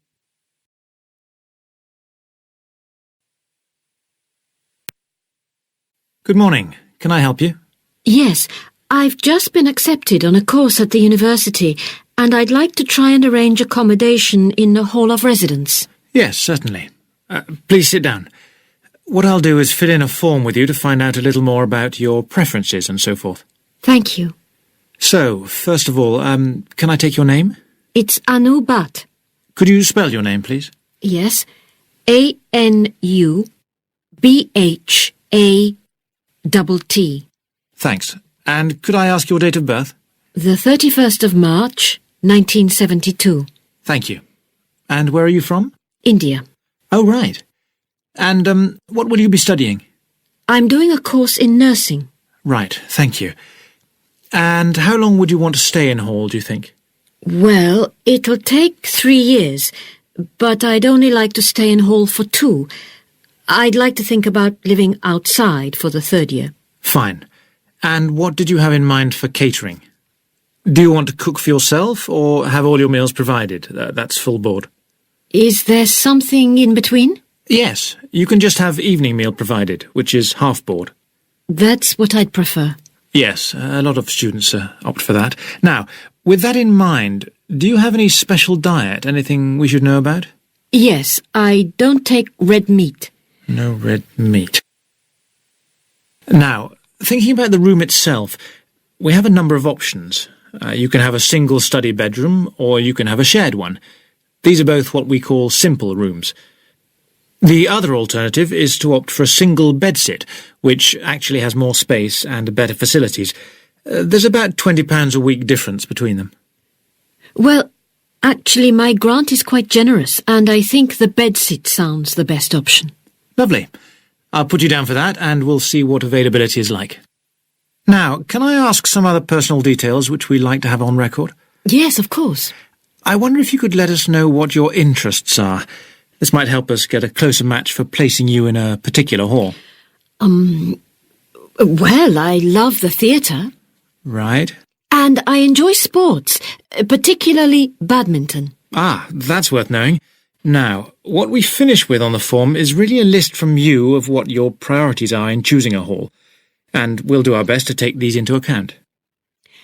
Well, the first thing is I'd prefer a hall where there are other mature students, if possible. Yes, we do have halls which tend to cater for slightly older students. And I'd prefer to be out of town. That's actually very good for you, because we tend to have more vacancies in out-of-town halls. Lucky. Yes. Anything else? Well, I would like somewhere with a shared area, a TV room, for example, or something like that. It's a good way to socialise. It certainly is. That's it. Now, we just need a contact telephone number for you. Oh, sure, I'll just find it. It's 667549. Great. So we'll be in contact with you as soon as possible.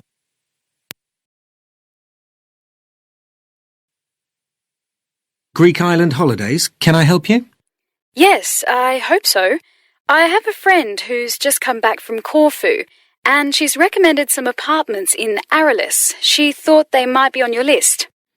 Arilus, let me see. Can you give me the names? Yes, the first's Rose Garden Apartments. I'd like to go with another friend in the last week of October. Well, we've got a lovely studio flat available at that time. I'm sure you'd enjoy the entertainment programme there too, with Greek dancing in the restaurant. And the cost for each of us? £219. That sounds very reasonable. I'm just jotting down some notes. Now, the second one she mentioned was called Blue Bay. Blue Bay. Yes, in fact, that's very popular, and it has some special features. Really? The main attraction is the large swimming pool with salt water. Much healthier, I understand. That's right. And it isn't far from the beach either, only 300 metres. And only around half a kilometre to some shops, so you don't have to be too energetic. Is it much more expensive than the first one? Let me just check. I think at the time you want to go, it's around £260. No, £275 to be exact. Right, I've got that. Now, there are just 2 more apartments to ask you about. I can't read my own writing. Something to do with sunshine, is it? I think you meant the Sunshade apartments. They're on a mountainside. Any special features? Yes, each room has its own sun terrace, and there are shared barbecue facilities. Ooh, sounds lovely. Yes, it is rather well equipped. It also provides water sports. It has its own beach. There are facilities for water skiing. Any kite surfing? My friend's quite keen. Not at the hotel, but I'm sure you'll find some in Arillis. There's also satellite TV in the apartments. And how much is that one? £490 with 2 sharing. You mean £245 each? I'm afraid not. Each person has to pay that amount, and there must be at least 2 in an apartment. Oh, I don't think that would be within our budget, unfortunately. And the last one sounds a bit expensive too. The Grand? Actually, it's quite reasonable. It's an older style house with Greek paintings in every room and a balcony outside. Sounds nice. What are the views like? Well, there are forests all round, and they hide a supermarket just down the road, so that's very useful for all your shopping needs. There's a disco in the area too. And the price? £319 at that time, but if you leave it till November, it goes down by 40%. Too late, I'm afraid. Well, why don't I send you a brochure with full details, Miss... Nash. But don't worry about that. I'm coming to Upminster soon, and I'll call and get one. I just wanted to get an idea first. Well, that's fine. We've got plenty here when you come. Got a minute? Could I just check a couple of points about insurance? I got one policy through the post, but I'd like to see if yours is better. Fine. What would you like to know? Well, the one I've got has benefits, and then the maximum amount you can claim. Is that like yours? Yes, that's how most of them are. Well, the first thing is cancellation. If the holiday's cancelled on the policy I've got, you can claim £8,000.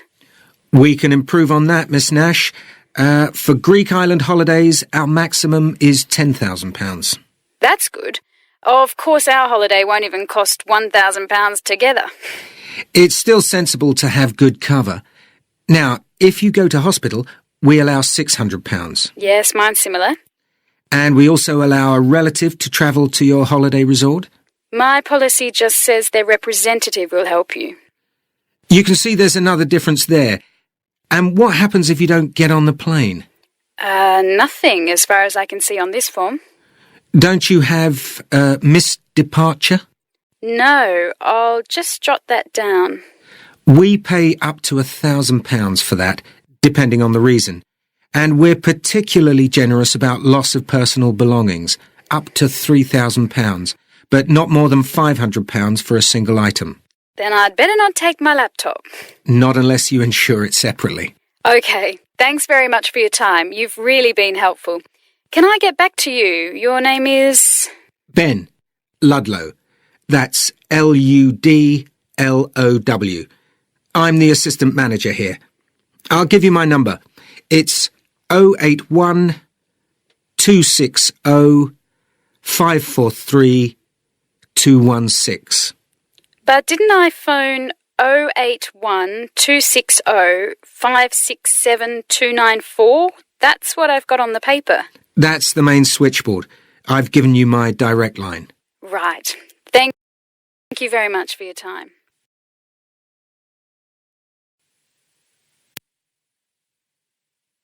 Can I help you? Yes, I've just moved to this area with my wife and children, and I'd like to know where we can all register with a doctor at a health centre. Oh, OK. Well, there's Dr. Green at the Harvey Clinic. We always recommend her for babies because she's very good with them and she runs a special clinic. Oh, actually, my youngest child is 5, so that wouldn't be any good for us. Right. Is there anywhere else I could try? Yes, the Eshcol Health Practice is the next one on my list. How do you spell that? ESHCOL. And it's Dr. Fuller who has space on his list. The clinic only opened a year ago, so the facilities are all very modern. That sounds good. And it's particularly good if you're busy during the day because they also do appointments in the evening. They're closed on Saturday, though. The only other place on the list is the health centre on Shore Lane. You can register with Dr. Gormley. That's Gormley. He's new there, but the centre has a very good reputation. Oh, yes. I think I know the road. That would be the best one. Thanks. Could you tell me, will all their services be free? There are usually some small charges that doctors make. Let me see what it says about the Shore Lane Centre. If you need to be vaccinated before any trips abroad, you won't have to pay for this. What else? The Sports Injury Treatment Service operates on a paying basis, as does the Nutritional Therapy Service. Some health centres do offer alternative therapies like homeopathy as part of their pay-to-use service. Shore Lane are hoping to do this soon. I think they may start with acupuncture. And finally, if you need to prove you're healthy or haven't had any serious injuries before a new employer will accept you, you can get a free fitness check-up there. But you'd most likely have to pay for insurance medicals, though. Okay, thanks. You might also be interested to know the centre is running a pilot scheme of talks for patients. I've got the list here. Actually, they look very interesting. What sort of things? Well, the first one's about giving up smoking. It's next week, the 25th of February at 7 p.m, and that's in room 4. It says the talk will stress the health benefits, particularly for people with asthma or heart disease. That sounds very interesting. There's also a talk for families with children. It's on healthy eating and takes place on the 1st of March at 5 o'clock. Will that be at the health centre? Actually, it's at the primary school on Shore Lane. I imagine they're inviting the parents of pupils there. It says here, all welcome. I might go to that if I have time. There's a couple of other talks. One giving advice about how to avoid injuries while doing exercise. It's on the 9th of March. Oh, it's a late afternoon talk at 4:30, and it'll be in room 6. It also says the talk is suitable for all ages. And finally, there's a talk called Stress Management, which is on the 20th.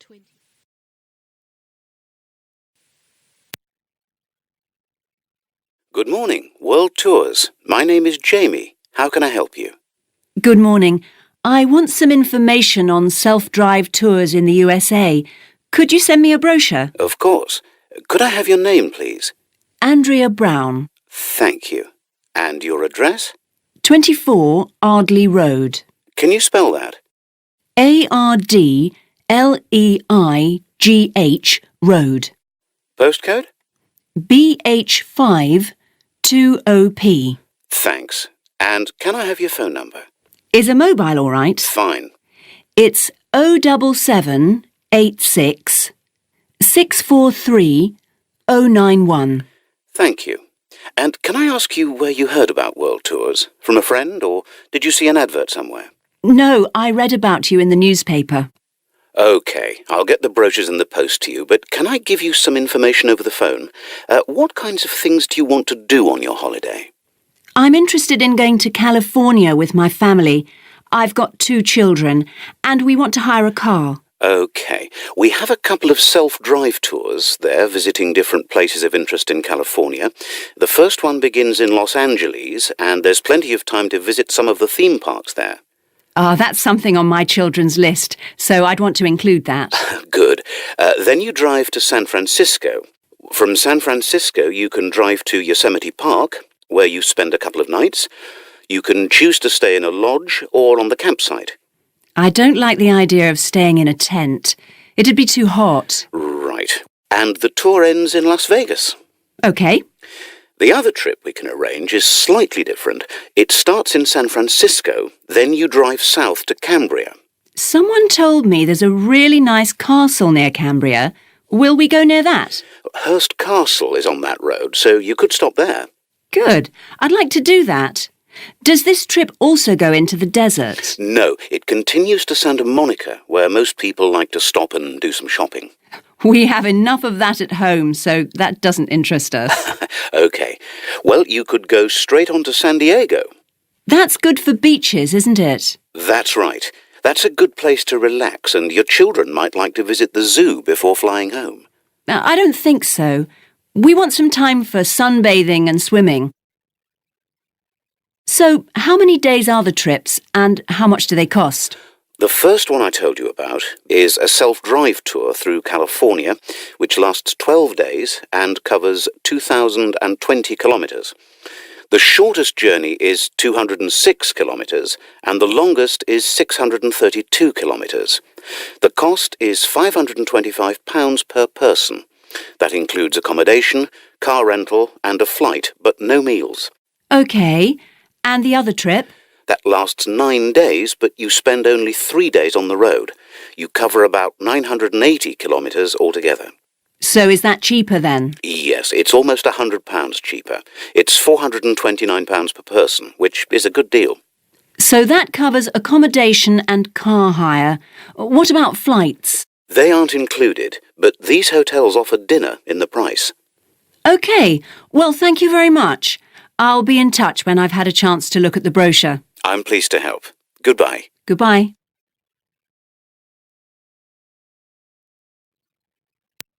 Excuse me? Yes? I wonder if you could spare a few minutes to do a survey on transport. It won't take long. No, that's fine. Oh, lovely. The survey is on behalf of the local council. They'd like to know about what transport you use and any suggestions for improvement. Can I start by asking you how you travelled to town today?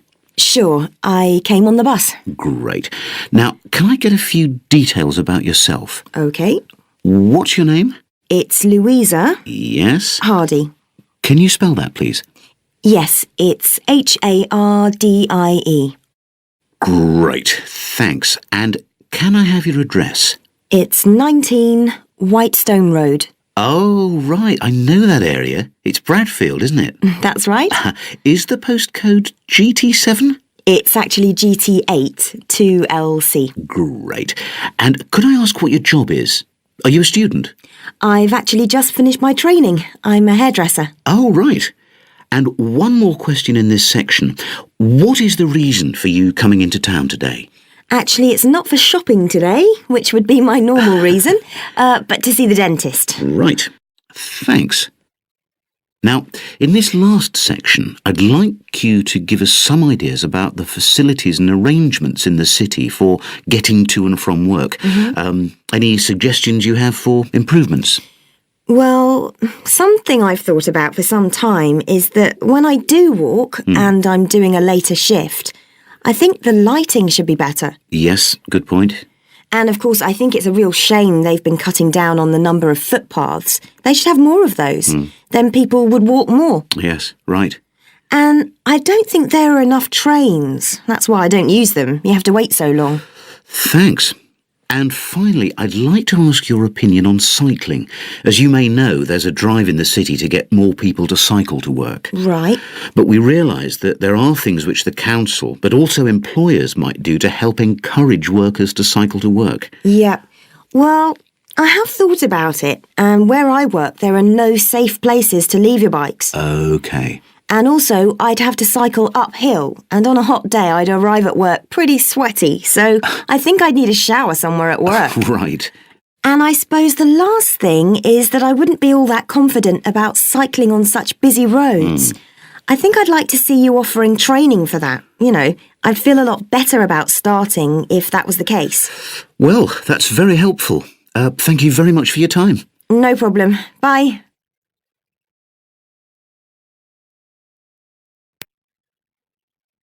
Good morning. Welcome to the Early Learning Childcare Centre. How may I help you? Hi, I spoke to you last week about enrolling my daughter for next year. Oh, yes. I'll just get some details from you. So, you're her mother? That's right. And can I have your name? It's Carol Smith. And your daughter's name? It's Kate. Now, we have several groups at the centre and we cater for children from 3 to 5 years old. How old is your daughter? She's 3 now, but she turns 4 next month. I'll put 4 down because that's how old she'll be when she starts. Fine.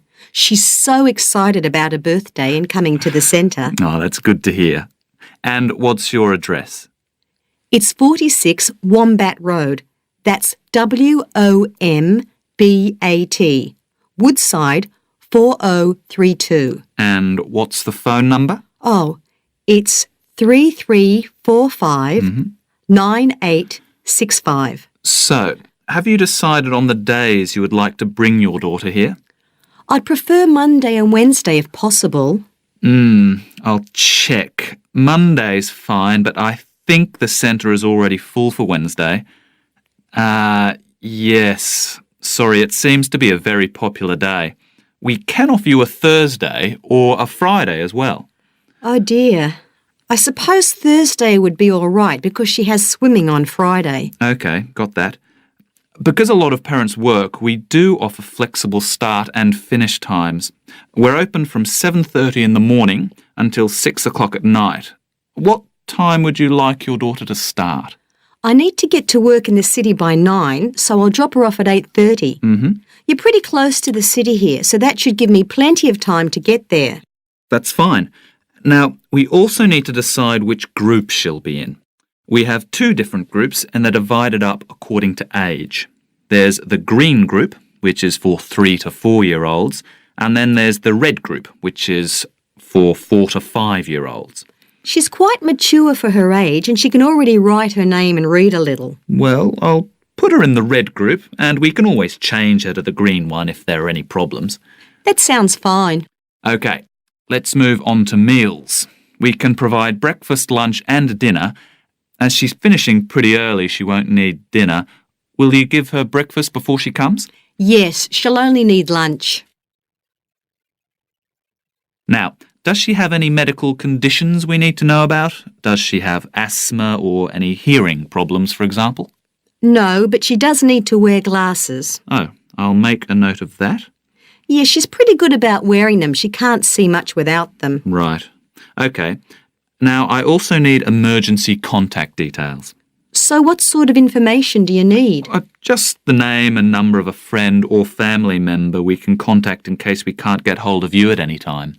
OK. That'd better be my sister, Jenny Ball. That's BALL. Her phone number is 3346 7523. Great. So she is the child's aunt? Yes, that's right. I'll make a note of that as well. Now, is there anything you'd like to ask? What about payment? How much are the fees each term? Well, for 2 days and the hours you've chosen, that will be $450 altogether. OK, and do I have to pay that now? No, we send out invoices once the children start at the centre. You can choose to pay at the end of each term, or we do offer a slightly discounted rate if you pay every month. Oh, I'll do that then. I find it easier to budget that way and I'm not used to the term dates just yet. Good. It makes it a lot simpler for us as well. Well, that's everything. Would you like me to show you around the centre? We can go. Thorndike's? Good morning. Is that Mr. Thorndyke? Speaking. How can I help? I've got quite a few things which need painting and fixing in the flat, and I wonder whether you'd be able to do the work. I'm sure I'd be able to help, but let me take down a few details. Yes, of course. Well, firstly, how did you hear about us? It was my friend May Hampton. You did some excellent work for her a couple of years ago. Do you remember? Oh, yes. That was in West Park Flats. Lovely lady. Yes, she is. And what's your name, please? It's Edith Pargeter. Edith, can you spell your surname, please? It's Pargeter. Double T, right. And do you live in West Park Flats as well? No, actually, it's East Park, flat 4. Oh, right. That's over the road, I seem to remember. Quite difficult to get to. Yes, it's at the back of the library. Right, I know. And what's your phone number? 875-934, but I'm out a great deal in the afternoons and evenings. So would the best time to ring you be in the morning? Yes. Fine, I've made a note of that. Can I just ask, I'll be in a van, and I know parking's rather difficult round your flat. Where would you recommend? Well, I always tell people in larger vehicles to park by the post box on the other side of the road from the entrance. Good, thanks. And will you be able to give me a full itemised quote? Oh, yes, I'll list all the jobs separately with individual prices. That'd be a great help. No problem. Now, what would you like me to do? Firstly, and most urgently, is in the kitchen. With all the weather damage, the glass in the door has cracked, and I'd need that fixing. I presume you mean replacing? Oh, yes, and as soon as possible. What I'll do is come round tomorrow morning and do that immediately. Oh, thank you so much. The other things aren't so urgent, but... Now, I'll make a note of everything you want doing. Well, in the kitchen, I'd like some painting doing. All the kitchen walls? Just the area over the cooker. It's very greasy. Right, it does tend to get that way. Yes. Well, if you want a proper job done, what I'd need to do is strip the old paint and plaster it about a week before I paint it. Of course. Now, May tells me you also do work in the garden. That's right. Well, I'd like you to replace a fence. Just one? Yes, at the far end. Fine, shouldn't be a problem. And that's the lot. Fine. Yeah, as I say, I can come round tomorrow morning to look over things with you. Well, that's great, thank you. So, I look forward to seeing you tomorrow at... Hello? Oh, hello. I wanted to inquire about hiring a room in the village hall for the evening of September the 1st. Let me just see. Yes, we have both rooms available that evening. There's our main hall, that's got seating for 200 people. Or there's the Charlton room. Sorry? The Charlton room. CHARLTON.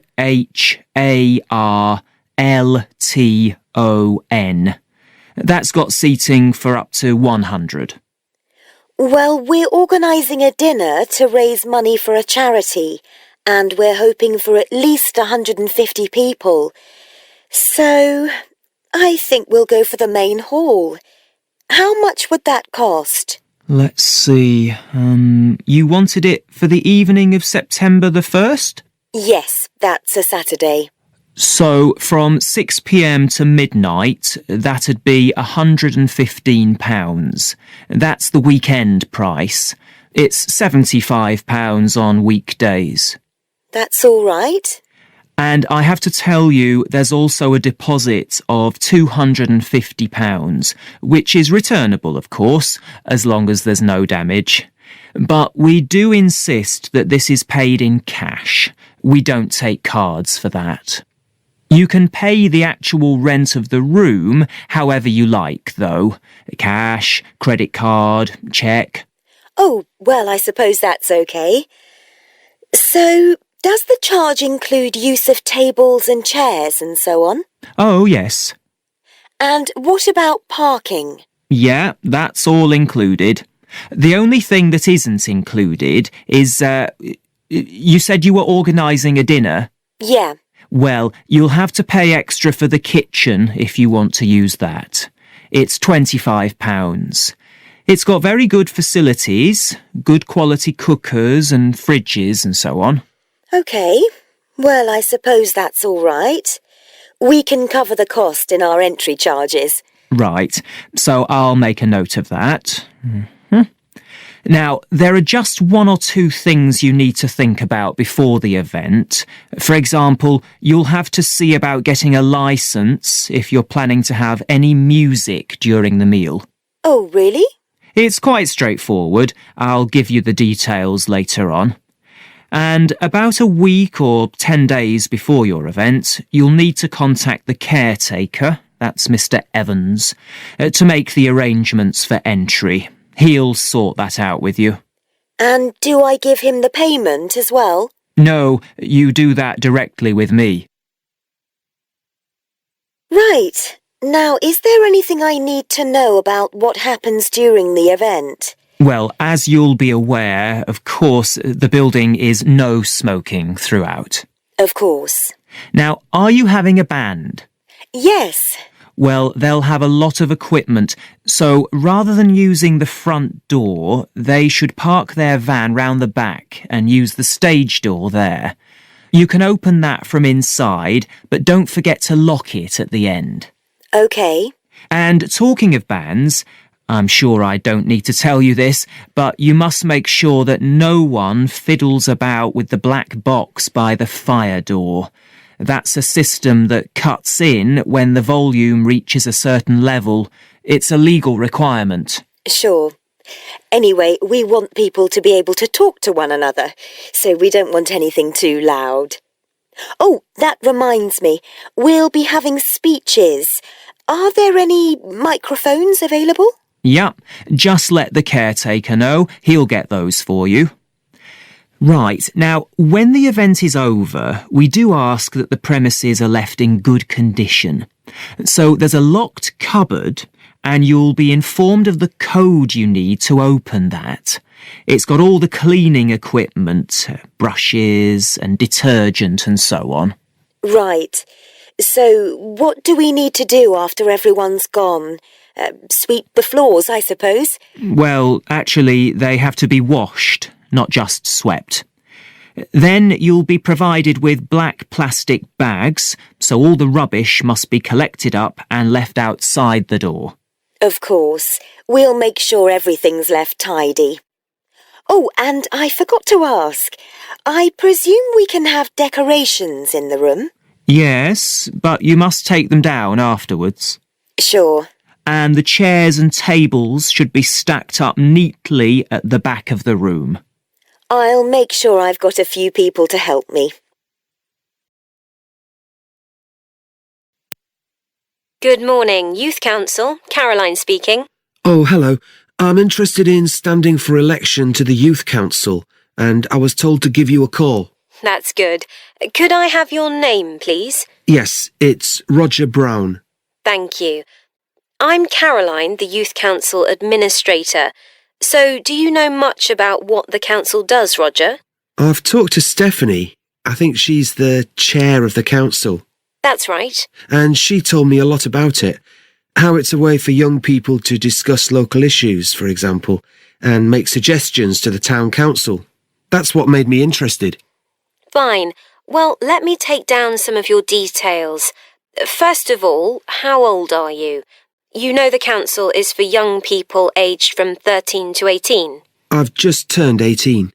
And where do you live, Roger? Well, that's a bit complicated. At the moment, I'm looking for a flat to rent here, so I'm in a hostel from Monday to Friday. I go back to my parents' place at the weekend. OK, so where's the best place to send you some information about the council? Oh, to my parents' address, please. That's 17 Buckley Street, Buckleigh Street, Stamford, Lincolnshire. Though you don't really need the county. Oh, I know Stamford. It's a lovely town. And what's the postcode? PE9 7QT. Right, thank you. So are you working here or are you a student? I started studying at the university a couple of weeks ago, and I've got a part-time job for a few hours a week. What do you do? Well, I've done several different things. I've just finished a short-term contract as a courier, and now I'm working as a waiter in one of the big hotels. Uh-huh. That can't leave you much time for studying. Oh, it's not too bad. I managed to fit it all in. What are you studying? My ambition is to go into Parliament eventually, so my major subject is politics. That's partly why I think the Youth Council is important and want to be a part of it. And I suppose you're also taking a minor subject, aren't you? I know a lot of people study economics too. I chose history. To be honest, I'm not finding it as interesting as I expected. OK, so with your studying and your part-time job, do you have time for any other interests or hobbies? Well, I spend quite a lot of time cycling, both around town to get to university and to work, and also long distance, from here to London, for instance. That's pretty impressive. Anything else? For relaxation, I'm also keen on the cinema. I used to go at least once a week, but I can't manage to go so often now. Right. Are you sure you'll have enough time for the Youth Council? Yes, I've worked out that I can afford to reduce my hours at work, and that will make the time. So is there any particular aspect of the Youth Council's work that appeals to you, Roger? Well, my sister is blind, so I'm particularly interested in working with disabled young people to try and improve the quality of their lives. That's great. Well, the best way to get involved is to be nominated by some people who you know. Right. Can you tell me how to set about organising that? You should talk to Geoffrey, our elections officer. I can arrange a meeting in the council office with him, if you like. Yes, please. He'll be here next Monday, if that suits you. That's the 14th, isn't it? Yes. I can manage late afternoon. Would you like to suggest a time? He generally leaves around 5:30. Well, would 4:30 be okay? My last class finishes at 4, so I'd have plenty of time to get to your office. Right, that's fine. Oh, and could I have a phone number we can contact you on? Yes, my mobile number's 07788 136 711. Thank you. Well, we'll look forward to seeing you next week. Thanks very much. Goodbye. Bye.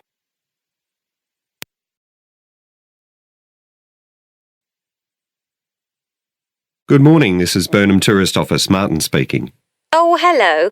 I saw a poster about free things to do in the area, and it said people should phone you for information.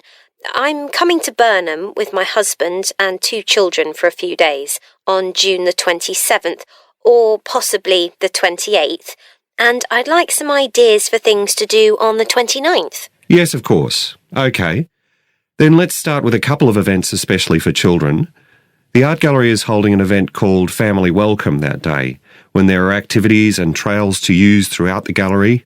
That sounds interesting.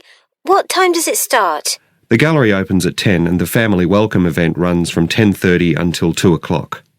The gallery stays open until 5, and several times during the day they're going to show a short film that the gallery has produced. It demonstrates how ceramics are made, and there'll be equipment and materials for children to have a go themselves. Last time they ran the event there was a film about painting, which went down very well with the children, and they're now working on one about sculpture. I like the sound of that. And what other events happen in Burnham? Well, do you all enjoy listening to music? Oh, yes. Well, there are several free concerts taking place at different times, 1 or 2 in the morning, the majority at lunchtime and a couple in the evening, and they range from pop music to Latin American. The Latin American could be fun. What time is that? It's being repeated several times in different places. They're performing in the Central Library at 1 o'clock, then at 4 it's in the City Museum, and in the evening at 7:30 there's a longer concert in the theatre. Right. I'll suggest that to the rest of the family. Something else you might be interested in is the boat race along the river. Oh, yes. Do tell me about that. The race starts at Offord Marina to the north of Burnham and goes as far as Summer Pool. The best place to watch it from is Charlesworth Bridge, though that does get rather crowded. And who's taking part? Well, local boat clubs, but the standard is very high. One of them came first in the West of England Regional Championship in May this year. It was the first time a team from Burnham has won. It means that next year they'll be representing the region in the National Championship. Now, I've heard something about Paxton Nature Reserve. It's a good place for spotting unusual birds, isn't it? That's right, throughout the year. There is a lake there as well as a river, and they provide a very attractive habitat. So it's a good idea to bring binoculars if you have them. And just at the moment you can see various flowers that are pretty unusual. The soil at Paxton isn't very common. They're looking good right now. Right. My husband will be particularly interested in that. And there's going to be a talk and slideshow about mushrooms and you'll be able to go out and pick some afterwards and study the different varieties. Uh-huh. And is it possible for children to swim in the river? Yes, part of it has been fenced off to make it safe for children to swim in. It's very shallow and there's a lifeguard on duty whenever it's open. The lake is too deep, so swimming isn't allowed there. OK, we must remember to bring their swimming things in case we go to Paxton. How long does it take to get there by car from Burnham? About 20 minutes, but parking is very limited, so it's usually much easier to go by bus, and it takes about the same time. Right. Well, I'll discuss the options with the rest of the family. Thanks very much for all your help. You're welcome. Goodbye. Bye.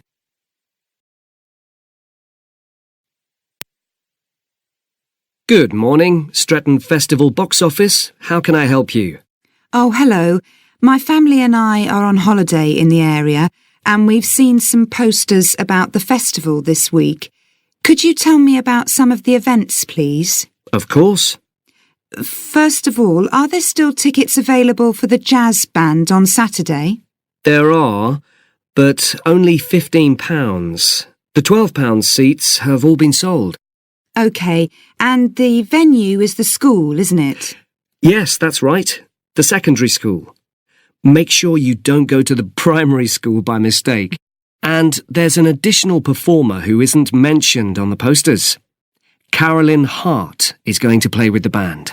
Oh, I think I've heard her on the radio. Doesn't she play the oboe or flute or something? Yes, the flute. She usually plays with symphony orchestras, and apparently this is her first time with a jazz band. Well, I'd certainly like to hear her. Then the next thing I want to ask about is the duck races. I saw a poster beside a river. What are they exactly? Well, you buy a yellow plastic duck, or as many as you like. They're £1 each. And you write your name on each one. There'll be several races, depending on the number of ducks taking part. And John Stevens, a champion swimmer who lives locally, is going to start the races. All the ducks will be launched into the river at the back of the cinema. Then they'll float along the river for 500 metres, as far as the railway bridge. And are there any prizes? Yes. The first duck in each race to arrive at the finishing line wins its owner free tickets for the concert on the last night of the festival. You said you can buy a duck. I'm sure my children will both want one. They're on sale at a stall in the market. You can't miss it. It's got an enormous sign showing a couple of ducks. OK, I'll go there this afternoon. I remember walking past there yesterday. Now, could you tell me something about the flower show, please? Well, admission is free, and the show is being held in Bythwaite Hall. Sorry, how do you spell that? Bythwaite.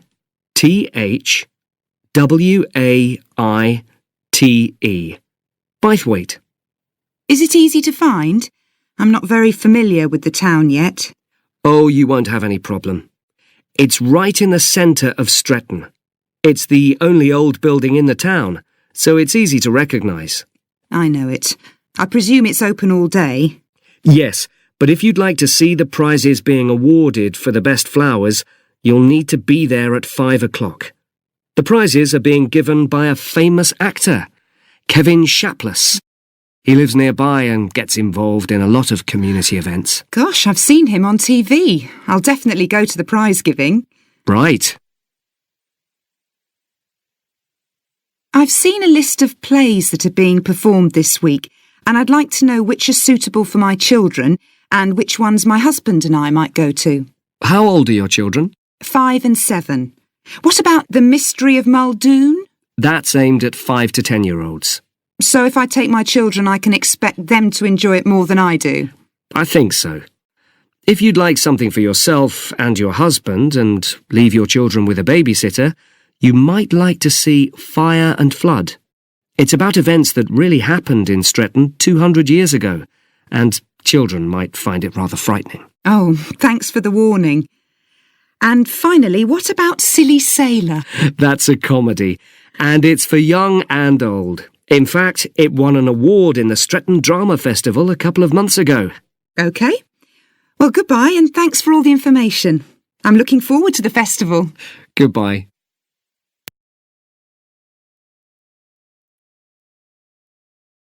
Hi, can I help you? I'd like to find out if you have any excursions suitable for families. Sure. How about taking your family for a cruise? We have a steamship that takes passengers out several times a day. It's over 100 years old. That sounds interesting. How long is the trip? About an hour and a half. And don't forget to take pictures of the mountains. They're all around you when you're on the boat and they look fantastic. Okay. And I assume there's a cafe or something on board? Sure. How old are your children? My daughter's 15 and my son's 7. Right. Well, there are various things you can do once you've crossed the lake to make a day of it. One thing that's very popular is a visit to the country farm. You're met off the boat by the farmer and he'll take you to the holding pens where the sheep are kept. Children love feeding them. My son would love that. He really likes animals. Well, there's also a 40-minute trek round the farm on a horse if he wants. Do you think he'd manage it? He hasn't done that before. Sure. It's suitable for complete beginners. Good. And again, visitors are welcome to explore the farm on their own, as long as they take care to close gates and so on. There are some very beautiful gardens along the side of the lake which also belong to the farm. They'll be just at their best now. You could easily spend an hour or two there. Okay, well, that all sounds good. And can we get lunch there? You can, and it's very good, though it's not included in the basic cost. You pay when you get there. Right. So, is there anything else to do over on that side of the lake? Well, what you can do is take a bike over on the ship and then go on a cycling trip. There's a trail there called the Back Road. You could easily spend 3 or 4 hours exploring it, and the scenery's wonderful. They'll give you a map when you get your ticket for the cruise. There's no extra charge. What's the trail like in terms of difficulty? Quite challenging in places. It wouldn't be suitable for your 7-year-old. It needs someone who's got a bit more experience. Well, my daughter loves cycling, and so do I, so maybe the 2 of us could go, and my wife and son could stay on the farm. That might work out quite well. But we don't have bikes here. Is there somewhere we could rent them? Yes, there's a place here in the city. It's called Ratcheson's. I'll just make a note of that. How do you spell it?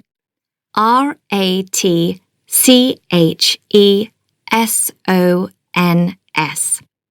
It's just by the cruise ship terminal. Okay. You'd also need to pick up a repair kit for the bike from there to take along with you, and you'd need to take along a snack and some water. It'd be best to get those in the city. Fine. That shouldn't be a problem. And I assume I can rent a helmet from the bike place. Sure, you should definitely get that. It's a great ride, but you want to be well prepared because it's very remote. You won't see any shops round there or anywhere to stay, so you need to get back in time for the last boat. Yeah. So what sort of prices are we looking at here? Let's see. That'd be 1 adult and 1 child for the cruise with farm tour.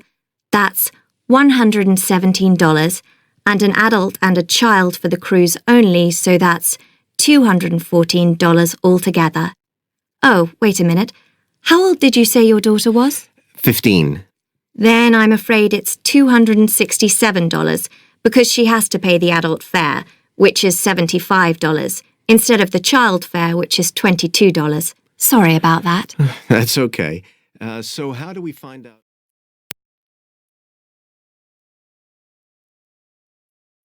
Good morning, Kenton Festival box office. How can I help you? Oh, good morning. I'm coming to Kenton for a few days' holiday next month, and a friend told me there's a festival. She gave me this number to find out about it. That's right. The festival begins on the 16th of May and goes on till the 19th. Oh, that's great. I'll be there from the 15th till the 19th. So, could you tell me the programme, please? Well, on the first day, there's the opening ceremony in the town centre. People start gathering around 2 o'clock to get a good place to see from, and the events will start at 2:45 and finish about 5:30. OK, thanks. I'll make sure I get there early to get a good spot. The festival will be officially opened by the mayor. He'll just speak for a few minutes, welcoming everyone to the festival. All the town councillors will be there, and, of course, lots of other people. Right. Then there'll be a performance by a band. Most years we have a children's choir, but this year the local army cadets offered to perform, and they're very good. Uh-huh. After that, a community group from the town will perform a play they've written themselves, just a short one. It's about Helen Tungate. I don't know if you've heard of her. I certainly have. She was a scientist years ago. That's right. She was born in Kenton exactly 100 years ago, so we're celebrating her centenary. I'm a biologist, so I've always been interested in her. I didn't realise she came from Kenton. Yes. Well, all that will take place in the afternoon, and later, as the sun sets, there'll be a firework display. You should go to the park to watch, as you'll get the best view from there. And the display takes place on the opposite side of the river. It's always one of the most popular events in the festival. Sounds great. And what's happening on the other days? There are several events that go on the whole time. For example, the students of the art college have produced a number of videos, all connected with relationships between children and their grandparents. That sounds interesting. It makes a change from children and parents, doesn't it? Exactly. Because the art college is in use for classes throughout the festival, the videos are being shown in Handsworth House. How do you spell the name? Handsworth.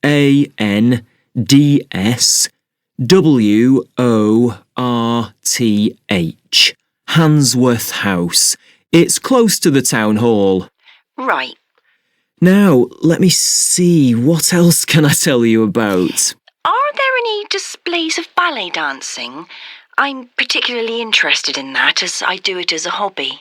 There isn't any ballet, I'm afraid, but there'll be a demonstration of traditional dances from all round the country. Well, that'd be nice.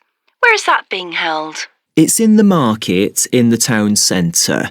The outdoor one, not the covered market. And it's on at 2 and 5 every afternoon of the festival, apart from the first day. Lovely. I'm interested in all kinds of dancing, so I'm sure I'll enjoy that. I'm sure you will. And I'd really like to go to some concerts, if there are any. Yes, there are several. 3 performed by professionals and 1 by local children. And where is it being held? It's in the library, which is in Park Street. On the 18th at 6:30 in the evening. I presume I'll need tickets for that. Yes, you can book online, or you can buy them when you arrive in Kenton, either at the festival box office or from any shops displaying our logo in the windows. Well, I think that'll keep me busy for the whole of my stay in Kenton. Thank you so much for all your help. You're welcome. I hope you enjoy your stay. Thank you. Goodbye.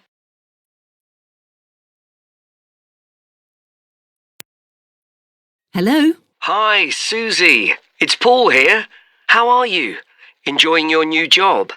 You're working at the library, aren't you? Yes, I started when the library reopened a month ago. It's great. Actually, Carol and I have been meaning to join for a while. Oh, you should. It doesn't cost anything, and the new library has all sorts of facilities. It's not just a place where you borrow books. For instance, there's an area with comfortable seats where you can sit and read the magazines they have there. Some people spend the whole morning there. Wish I had that amount of time to spend. Yes, you must be pretty busy at present, with the children and everything. We are, yes. But we're hoping to get away this summer. We're thinking of going to Greece. Well, we've got a much larger section of the library devoted to travel books now, so you should come and have a look. I can't remember if there's anything specifically on Greece, but I should think so. OK. Now, Carol's organising a project for the history class she teaches at school. It's about life in the town 100 years ago. Do you have anything that might be useful? Yes. Actually, we've now got a new section with materials on the history of the town and surrounding region. Right. I'll tell her. You can't always find that sort of thing on the internet. Now, in the old library, there used to be a separate room with reference books. It was a really nice, quiet room.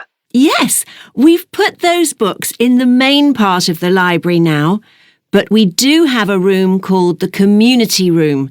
It can be hired out for meetings, but at other times, people can use it to study. I might use that. It's hard to find anywhere quiet at home sometimes. I can't remember how old your son and daughter are. We've introduced a special section of fiction written specially for teenagers, but they might be a bit young for that. Yes, they would be. Well, we do have lots of activities for younger children. Yes? For example, we have a science club. At the next meeting, they're going to be doing experiments with stuff that everyone has in the kitchen. Sugar and flour and so on. They might be interested, yes. And we have a competition for children called Reading Challenge. That doesn't begin until after the end of term. They have to read 6 books and they get a certificate if they manage it. So that gives them something to do while they're on holiday, instead of getting bored. That's the idea. And there's special activities for adults too. On Friday, we have a local author called Tanya Streep, who's going to be talking about her new novel. It's called Catch the Mouse, and she based the story on a crime that actually took place here years ago. Right. We're not free on Friday, but I'll look out for the book. Now, this probably isn't for you, but we do have IT support available for members. We get quite a few older people coming along who are wanting to get up to speed with computer technology. It's on Tuesday mornings. They don't need to make an appointment or anything. They just turn up. Well, my mother might be interested. I'll let her know. OK. And there's another service which you wouldn't expect from a library, which is a free medical checkup. The hospital arranges for someone to come along and measure the level of sugar in your blood, and they check cholesterol levels at the same time. Really? Yes, but that's only for the over 60s, so you wouldn't qualify. OK. Well, I'll tell my mother. She might be interested. What other information? Well, we do have a little shop with things like wall charts and greetings cards, and also stamps, so you can post the cards straight away, which is really useful. Yeah. Well, I'll bring the children round at the weekend and we'll join. Oh, one more thing. I'll be bringing the car. Is there parking available? Yes, and it's free in the evening and at weekends. Perfect. Well, thanks, Susie. See you soon. Hello, Pembroke Cycling Holidays. Bob speaking. Oh, hello. I've seen your advert for people to lead cycle trips. Are you the right person to speak to? Yes, I am. Could I have your name, please? It's Margaret Smith. Are you looking for a permanent job, Margaret? No, temporary. I've got a permanent job starting in a few months' time, and I want to do something else until then. What work do you do? This will probably sound crazy. I used to be a lawyer, and then I made a complete career change, and I'm going to be a doctor. I've just finished my training. Right. And have you had any experience of leading cycle trips? Yes, I've led several bike tours in Africa. The trip to India that I had arranged to lead next month has now been cancelled. So when I saw you were advertising for tour leaders, I decided to apply. OK. Now, we normally have 2 or 3 leaders on a trip, depending on the size of the group. Some tours are for very experienced cyclists, but we've got a tour coming up soon in Spain which is proving so popular we need an additional leader. It's a cycling holiday for families. Would that suit you? It certainly would. I enjoy working with children, and I probably need some more experience before I go on a really challenging trip. That tour includes several teenagers. Have you worked with that age group before? Yes, I'm a volunteer worker in a youth club where I help people to improve their cycling skills. Before that, I helped out in a cycling club where I taught beginners. Well, that's great. Now, the trip I mentioned is just for a fortnight, but there might be the possibility of leading other tours after that. Would that fit in with your plans? That'd be fine. I'll be free for 5 months. My job is due to start on October the 2nd, and I'm available from May the 1st until late September. Good. Now, is there anything I need to know about the food you eat? We usually have 1 or 2 people in the group who don't eat meat, or have some sort of food allergy, so we're always very careful about that. Yes, I'm allergic to cheese. Would that be a problem? No. As long as we have enough notice, we can deal with that. That's great. Sounds really interesting. Would you like me to fill in an application form? Yes, please. Where should I post it to? Could you send it to 27 Arbuthnot Place, Arbuthnot Place, Dumfries. And what's the postcode, please? DG7 4PH. Was that P Papa or B Bravo? P Papa. Got that. If you could return the application form by Friday this week, we can interview you on Tuesday next week. Say 2:30? Would that be possible for you? Yes, it's fine. You're quite a long way from where I live, so I'll drive over on Monday. Should I bring anything to the interview? We'll have your application form, of course, but we'll need to see any certificates you've got that are relevant in cycling, first aid, or whatever. OK. And at the interview, we'd like to find out about your experience of being a tour guide. So, could you prepare a 10-minute talk about that, please? You don't need slides or any complicated equipment, just some notes. Right. I'll start thinking about that straight away. Good. Well, we'll look forward to receiving your application form and we'll contact you to confirm the interview. Thanks very much. Thank you, Margaret. Goodbye. Bye.